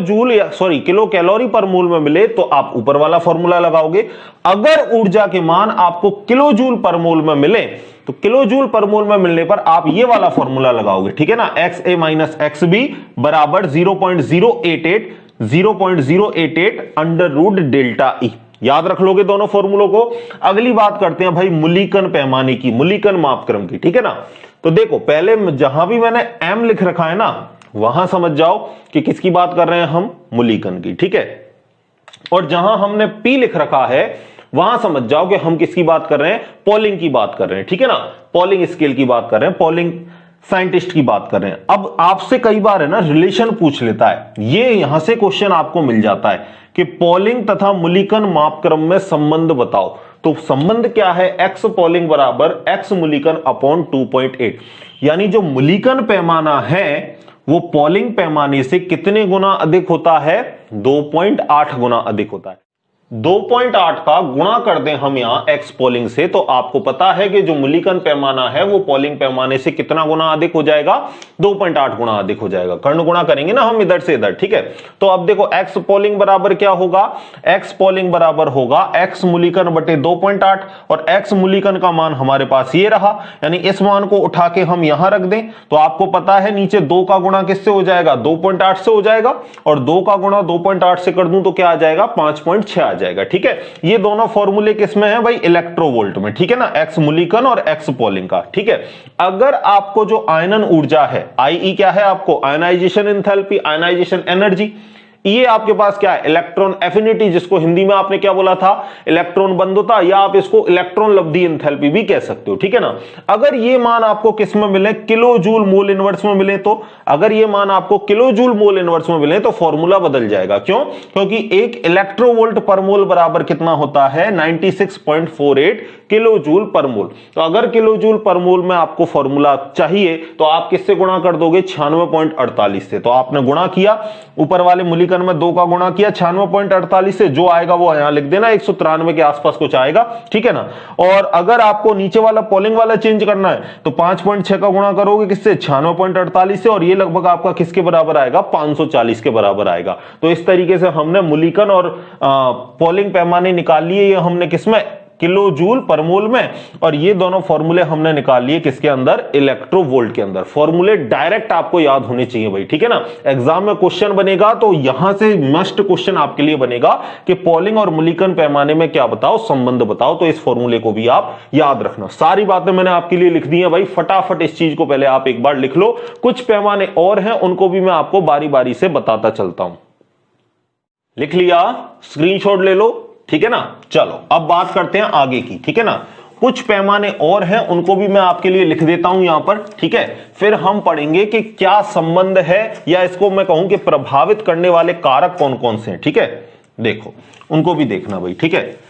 मेन जो क्वेश्चन बनेगा वो मैंने आपके लिए बता दिया। ऑब्जेक्टिव क्वेश्चन में आपको सीधा सीधा क्वेश्चन मिल सकता है कि मुझे बताओ कि भाई किसकी इकाई नहीं है, कौन से गुणधर्म की इकाई नहीं है, तो आप बोलोगे कि इलेक्ट्रॉन विद्युत ऋणता की इकाई नहीं है, ठीक है ना। जबकि हम इलेक्ट्रॉन लब्धि एंथैल्पी की बात करें, चाहे हम आयनन ऊर्जा की बात करें, दोनों के लिए क्या होती है भाई, कोई ना कोई यूनिट होती है, ठीक है। जैसे किलो जूल पर मोल हो गया वगैरह वगैरह, ठीक है। लेकिन विद्युत ऋणता की कोई इकाई नहीं होती। दूसरी बात कि यहां पर संबंध पूछेगा पॉलिंग और किस में, मुलीकन में, तो बता दोगे एक्स पॉलिंग बराबर एक्स मुलीकन बटे 2.8। अब कुछ आपके लिए पैमाने मापक्रम और हैं, उनको भी मैं यहां पर लिख देता हूं भाई, ठीक है, उनको भी देखना। अगला देखना भाई, अगला है आपका आलरेड रोशो मापक्रम, ठीक है। डायरेक्ट इनके फॉर्मूले पूछे जाएंगे आपसे, तो सीधा सीधा याद रखना, ठीक है ना। और अगर मैं इसकी EN की वैल्यू बताऊं तो इसके लिए क्या लिखोगे, 744.744 plus 0.359 Z effective upon R square, ठीक है ना। यहां पर अगर मैं R की बात करूं तो R यहां पर क्या है, R यहां पर है आपकी सहसंयोजक त्रिज्या। R बराबर क्या है, कोवेलेंट रेडियस सहसंयोजक त्रिज्या, ठीक है। और Z इफेक्टिव तो आपको पता ही है, Z इफेक्टिव क्या है भाई, प्रभावी नाभिकीय आवेश। क्या है, प्रभावी नाभिकीय आवेश, इफेक्टिव न्यूक्लियर चार्ज, ठीक है ना। इस फॉर्मूले को लिखो। फिर एक फॉर्मूला आपका लास्ट में यहां पर और बचता है, सैंडरसन मापक्रम, ठीक है। और सैंडरसन मापक्रम क्या है, इसका भी देखो। स्टेबिलिटी रेशियो बराबर D अपॉन dt। SR बराबर क्या है, स्टेबिलिटी रेशियो, स्थायित्व अनुपात। और आपसे कोई पूछ ले D क्या है, D है आपका परमाणु का इलेक्ट्रॉन घनत्व, ठीक है। आपसे कोई पूछ ले यहां पर dt क्या है, dt है आपका सम इलेक्ट्रॉनिक, यानी जो इलेक्ट्रॉनिक बराबर हो, इलेक्ट्रॉन बराबर हो उसमें, सम इलेक्ट्रॉनिक अक्रिय गैस का इलेक्ट्रॉन घनत्व, ठीक है। अब आपको इस फॉर्मूले के अलावा एक चीज और पूछ सकता है कि भाई बताओ पॉलिंग और सैंडरसन मापक्रम के बीच में क्या संबंध है, तो उसको भी आप देख लो, ठीक है। क्या लिखोगे, पॉलिंग व सैंडरसन मापक्रम में संबंध, ठीक है ना। यह भी आपको पूछा जा सकता है, ठीक है। देखना भाई, इसको भी देखो, अलग मार्कर ले लेते हैं। अंडर रूट एक्स पॉलिंग बराबर 0.2 स्टेबिलिटी रेशियो प्लस 0.77, ठीक है ना। ये संबंध होता है आपका सैंडरसन और पॉलिंग के बीच में, ठीक है। तो सारे मैंने आपको मापक्रम के जितने भी रिलेशन है वो सारे बता दिए। एग्जाम में डायरेक्ट आपको ऑप्शन मिलेगा, ऑब्जेक्टिव में आप टिक कर सकते हो, ठीक है। थ्योरेटिकल क्वेश्चन कैसे बनेगा 11वीं क्लास में, वो भी मैं आपको बता दूंगा, ठीक है। पहले इनको लिखो। और क्वेश्चन आपको बनेगा इलेक्ट्रोनेगेटिविटी को प्रभावित करने वाले कारक से, ठीक है। तो चलो हम उसकी हेडिंग लगाते हैं। तो अब आपकी हेडिंग होगी इलेक्ट्रोनेगेटिविटी को प्रभावित करने वाले कारक, ठीक है। देखना भाई, इसको भी देखो। हेडिंग लगाओगे, साथ में कॉपी में मारकर आ जाओ भाई, तुम क्यों गिर रहे हो। इलेक्ट्रोनेगेटिविटी को प्रभावित करने वाले कारक, फैक्टर्स अफेक्टिंग इलेक्ट्रोनेगेटिविटी, ठीक है। देखना भाई, अब अगर आपको मैं बताऊं तो सीधा सीधा कॉन्सेप्ट आपने क्या पढ़ा था भाई, कि जो आपका नाभिक है वो क्या करता है, बंधित इलेक्ट्रॉनों को आकर्षित करता है। यही तो पढ़ा था कि जो बंधित में दो परमाणु जुड़े हुए हैं उसमें से एक क्या है, इलेक्ट्रॉनों को आकर्षित करेगा। उसी को आपने क्या बोला था, इलेक्ट्रोनेगेटिविटी बोला था। तो पहला तो हम कह सकते हैं कि इलेक्ट्रोनेगेटिविटी आपका डायरेक्टली प्रोपोर्शनल है किसके, जेड इफेक्टिव के। यानी जितना ज्यादा आकर्षण होगा उतना ज्यादा इलेक्ट्रॉन को आकर्षित करने की क्षमता ज्यादा होगी, तो उतनी ज्यादा आपकी विद्युत ऋणता ज्यादा होगी। इसी वजह से जब हम आवर्त सारणी में ऊपर से नीचे जाते हैं तो आपको पता है आवर्त सारणी में ऊपर से नीचे जाने पर Z इफेक्टिव घटता है। बोलो घटता है या नहीं?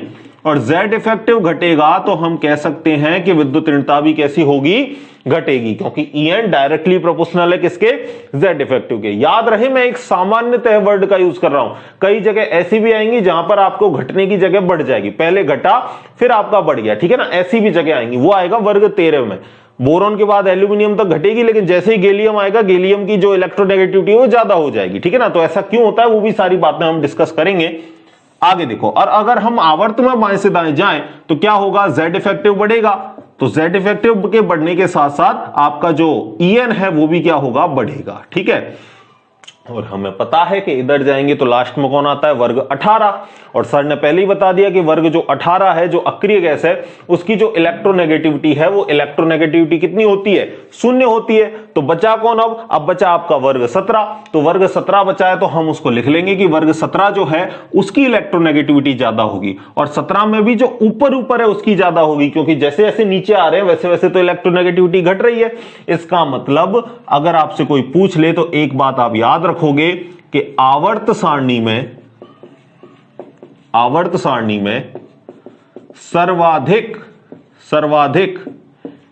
विद्युत ऋणता किसकी होती है, फ्लोरीन की होती है, ठीक है, फ्लोरीन की होती है, ठीक है ना। एक ये चीज को आप याद रखोगे। और एक ट्रिक और बताता हूं आपके लिए, फोन FON, यहां पर आपको विद्युत ऋणता को अगर मैं बताऊं तो फ्लोरीन की विद्युत ऋणता 4 होती है, ऑक्सीजन की 3.5 होती है और नाइट्रोजन की 3 होती है, ठीक है ना। 0.5 का अंतर है। तो आप इस वर्ड को, एक फोन वर्ड को भी आप याद रखोगे। दूसरा फैक्टर देखो भाई, दूसरा फैक्टर क्या हो गया कि विद्युत ऋणता आपकी इनवर्सली प्रोपोर्शनल हो जाएगी किसके, आकार के।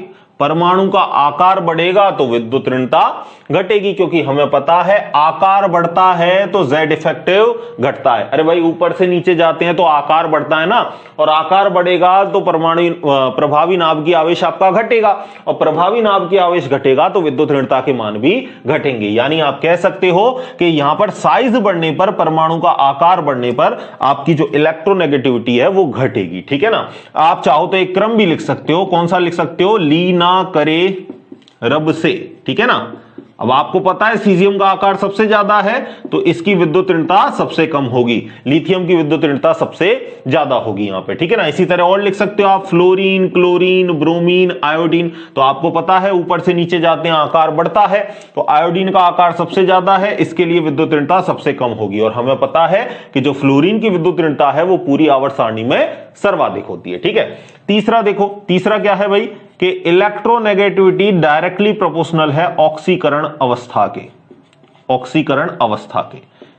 और अगर मैं आपको बताऊं तो जितना पॉजिटिव चार्ज होगा ना, वो समझ लो, जितना पॉजिटिव चार्ज उतनी विद्युत ऋणता ज्यादा, क्योंकि जितना ज्यादा धनावेश होगा उतना आपको पता है इफेक्टिव न्यूक्लियर चार्ज ज्यादा होगा। अरे भाई जितना पॉजिटिव बढ़ेगा उतना Z इफेक्टिव बढ़ेगा, और जितना Z इफेक्टिव बढ़ेगा उतनी इलेक्ट्रोनेगेटिविटी बढ़ेगी। यानी अगर मैं आपको एक एग्जांपल दूं, मैं बोलूं एक मैग्नीज +2 है, एक मैग्नीज +4 है और एक मैग्नीज +7 है। बताओ भाई सबसे ज्यादा विद्युत ऋणता किसकी होगी? तो आप बोलोगे कि यहां पर 7 इलेक्ट्रॉनों की कमी है, तो ये तो 7 इलेक्ट्रॉनों की कमी है तो फटाफट इलेक्ट्रॉन को अट्रैक्ट करने बैठा है। यानी विद्युत ऋणता के मान सर्वाधिक किसके होंगे? जिस पर आपका पॉजिटिव चार्ज, या मैं कहूं जिसकी ऑक्सीडेशन स्टेट आपकी ज्यादा है। बोलो बात आ गई समझ में? तो ये फॉर्मूला भी हम समझ गए तीसरे नंबर का, कि जो En है वो डायरेक्टली प्रोपोर्शनल है आपका ऑक्सीडेशन स्टेट के। अगला वाला बहुत इंपॉर्टेंट है भाई, मेरी तरफ से इसको आप स्पेशली याद रखोगे कि En जो है वो डायरेक्टली प्रोपोर्शनल है परसेंट एस कैरेक्टर के। किसके डायरेक्टली प्रोपोर्शनल है? परसेंट एस कैरेक्टर के। अब परसेंट एस कैरेक्टर से मतलब क्या है, देखो समझना।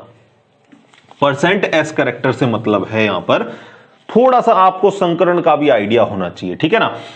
संकरण की बात करूं तो देखो 3 टाइप के संकरण की मैं बात करूंगा, sp, sp2, sp3, ठीक है। तो अगर मैं यहां परसेंट एस कैरेक्टर देखूं, परसेंट एस कैरेक्टर देखूं तो यहां पर 50% तो p होगा, 50% s होगा, यही होगा। और यहां पर 3 है तो एक के हिस्से में कितना आएगा, 33.33% एस कैरेक्टर होगा। यहां एक एस और पी कितने हैं, 4, तो एक के हिस्से में कितना आएगा, 25%, यानी यहां पर एस कैरेक्टर कितना होगा, 25% होगा। और हमें पता है नाभिक के सर्वाधिक पास में कौन सा कक्षक होता है, एस होता है। तो जो नाभिक के पास में होगा उस पर अट्रैक्शन ज्यादा लगेगा, और जिस पर अट्रैक्शन ज्यादा लगेगा उसकी विद्युत ऋणता ज्यादा होगी। समझ गए मेरी बात को। तो जितना परसेंट एस लक्षण होगा इसका मतलब वो नाभिक के पास है, नाभिक के पास है तो अट्रैक्शन ज्यादा लगेगा, तो वहां पर विद्युत ऋणता ज्यादा होगी। यानी आप कहोगे कि एसपी की विद्युत ऋणता ज्यादा, sp2 की उससे कम और sp3 की सबसे कम। और आपको पता है कि अगर ट्रिपल बॉन्ड आ जाए इस तरीके से तो ट्रिपल बॉन्ड का मतलब sp क्या होता है, संकरण, ठीक है ना।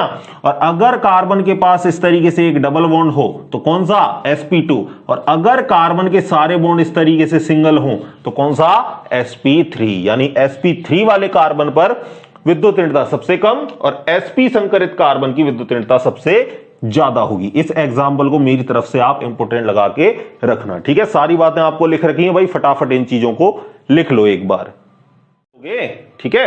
अब चाहो तो इधर हाइड्रोजन भी लगा सकते हो, ऐसी कोई दिक्कत वाली बात नहीं है। ये एल्काइन हो गया, ठीक है ना, ये एल्कीन हो गई आपकी, और ये आपका एल्केन हो गया, ठीक है ना। हाइड्रोजन भी लगा सकते हो, कोई दिक्कत वाली बात नहीं है, कर लोगे, आराम से कर लोगे, कोई दिक्कत वाली बात यहां पर है नहीं, ठीक है। कुछ एग्जाम्पल भी चलो मैं आपको लिखा देता हूं, कुछ एग्जाम्पल भी लिखा देता हूं आपको। ये 2 एग्जाम्पल तो लिख रखे हैं और देखना भाई, ठीक है। देखो ये तो हमने वर्ग के लिख लिए है ना, अब आवर्त के भी लिख लेते हैं बाएं से दाएं जाने पर। लिथियम, बेरिलियम, ठीक है, ये हो गया आपका आवर्त। और आपको पता है आवर्त में बाएं से दाएं जाने पर विद्युत ऋणता बढ़ती है, और सबसे ज्यादा किसकी होती है पूरी आवर्त सारणी में, फ्लोरीन की, तो फ्लोरीन की सबसे ज्यादा होगी। इसके बाद ऑक्सीजन, फिर नाइट्रोजन, और सबसे कम किसकी होगी, सबसे कम होगी लिथियम की। वैसे भी हमको पता है कि जो धातु होते हैं उनके तो गुणधर्म होते हैं इलेक्ट्रॉन को दान करने के, ठीक है ना, वो इलेक्ट्रॉनों को आकर्षित नहीं करते हैं। तो यहां पर लिथियम क्या है, मेटल है भाई, इलेक्ट्रॉन डोनेट करेगा, ठीक है ना, समझ गए मेरी बात को। तो विद्युत ऋणता लिथियम की सबसे कम, फ्लोरीन की ज्यादा, ठीक है। और देना है तो और भी आप दे सकते हो, ना मंगाए आलू सी पास्कल, ठीक है। तो यहां पर क्लोरीन की ज्यादा, फिर सल्फर की, इस तरीके से ऑर्डर कर देना। सबसे कम किसकी हो जाएगी, सोडियम की हो जाएगी, ठीक है। एक याद रखना भाई, बोरॉन, बोरॉन के बाद आपकी ज्यादा होती है किसकी, एल्यूमिनियम की, लेकिन एल्यूमिनियम से ज्यादा किसकी होगी, गैलियम की। तो अगर इसको मैं ऑर्डर को अरेंज करूं तो पहले तो किसकी होगी भाई, पहले किसकी होगी, पहले सबसे ज्यादा होगी आपकी बोरॉन की, फिर किसका नंबर आएगा, गैलियम का, और फिर इसके बाद किसका नंबर आएगा, एल्यूमिनियम का आएगा। इस चीज को भी आप याद रख सकते हो, ठीक है। इनको भी लिख लो भाई फटाफट एक बार, ठीक है, कर लोगे भाई। तो जितने प्रभावित करने वाले कारक थे और कुछ मोस्ट से आपको जो ऑर्डर थे वो मैंने आपको लिखा दिए। आई होप आपको लेक्चर पसंद में आया होगा। और अगर आपको लेक्चर पसंद में आया है तो एक काम आप क्या करोगे, सबसे पहले आप इन चीजों के नोट्स बनाओगे, और जहां भी मैं आपको बोलूं कि ये पॉइंट इंपॉर्टेंट है उसको आप क्या करोगे, हाईलाइटर से हाईलाइट करके रखोगे। जो एग्जाम में पूछी जाती है वो बातों पर मैं विशेषतः लेक्चर में गौर देता हूं भाई, जोर डालता हूं, ठीक है ना। तो बस इसी तरह पढ़ते रहिए, खुश रहिए, धन्यवाद।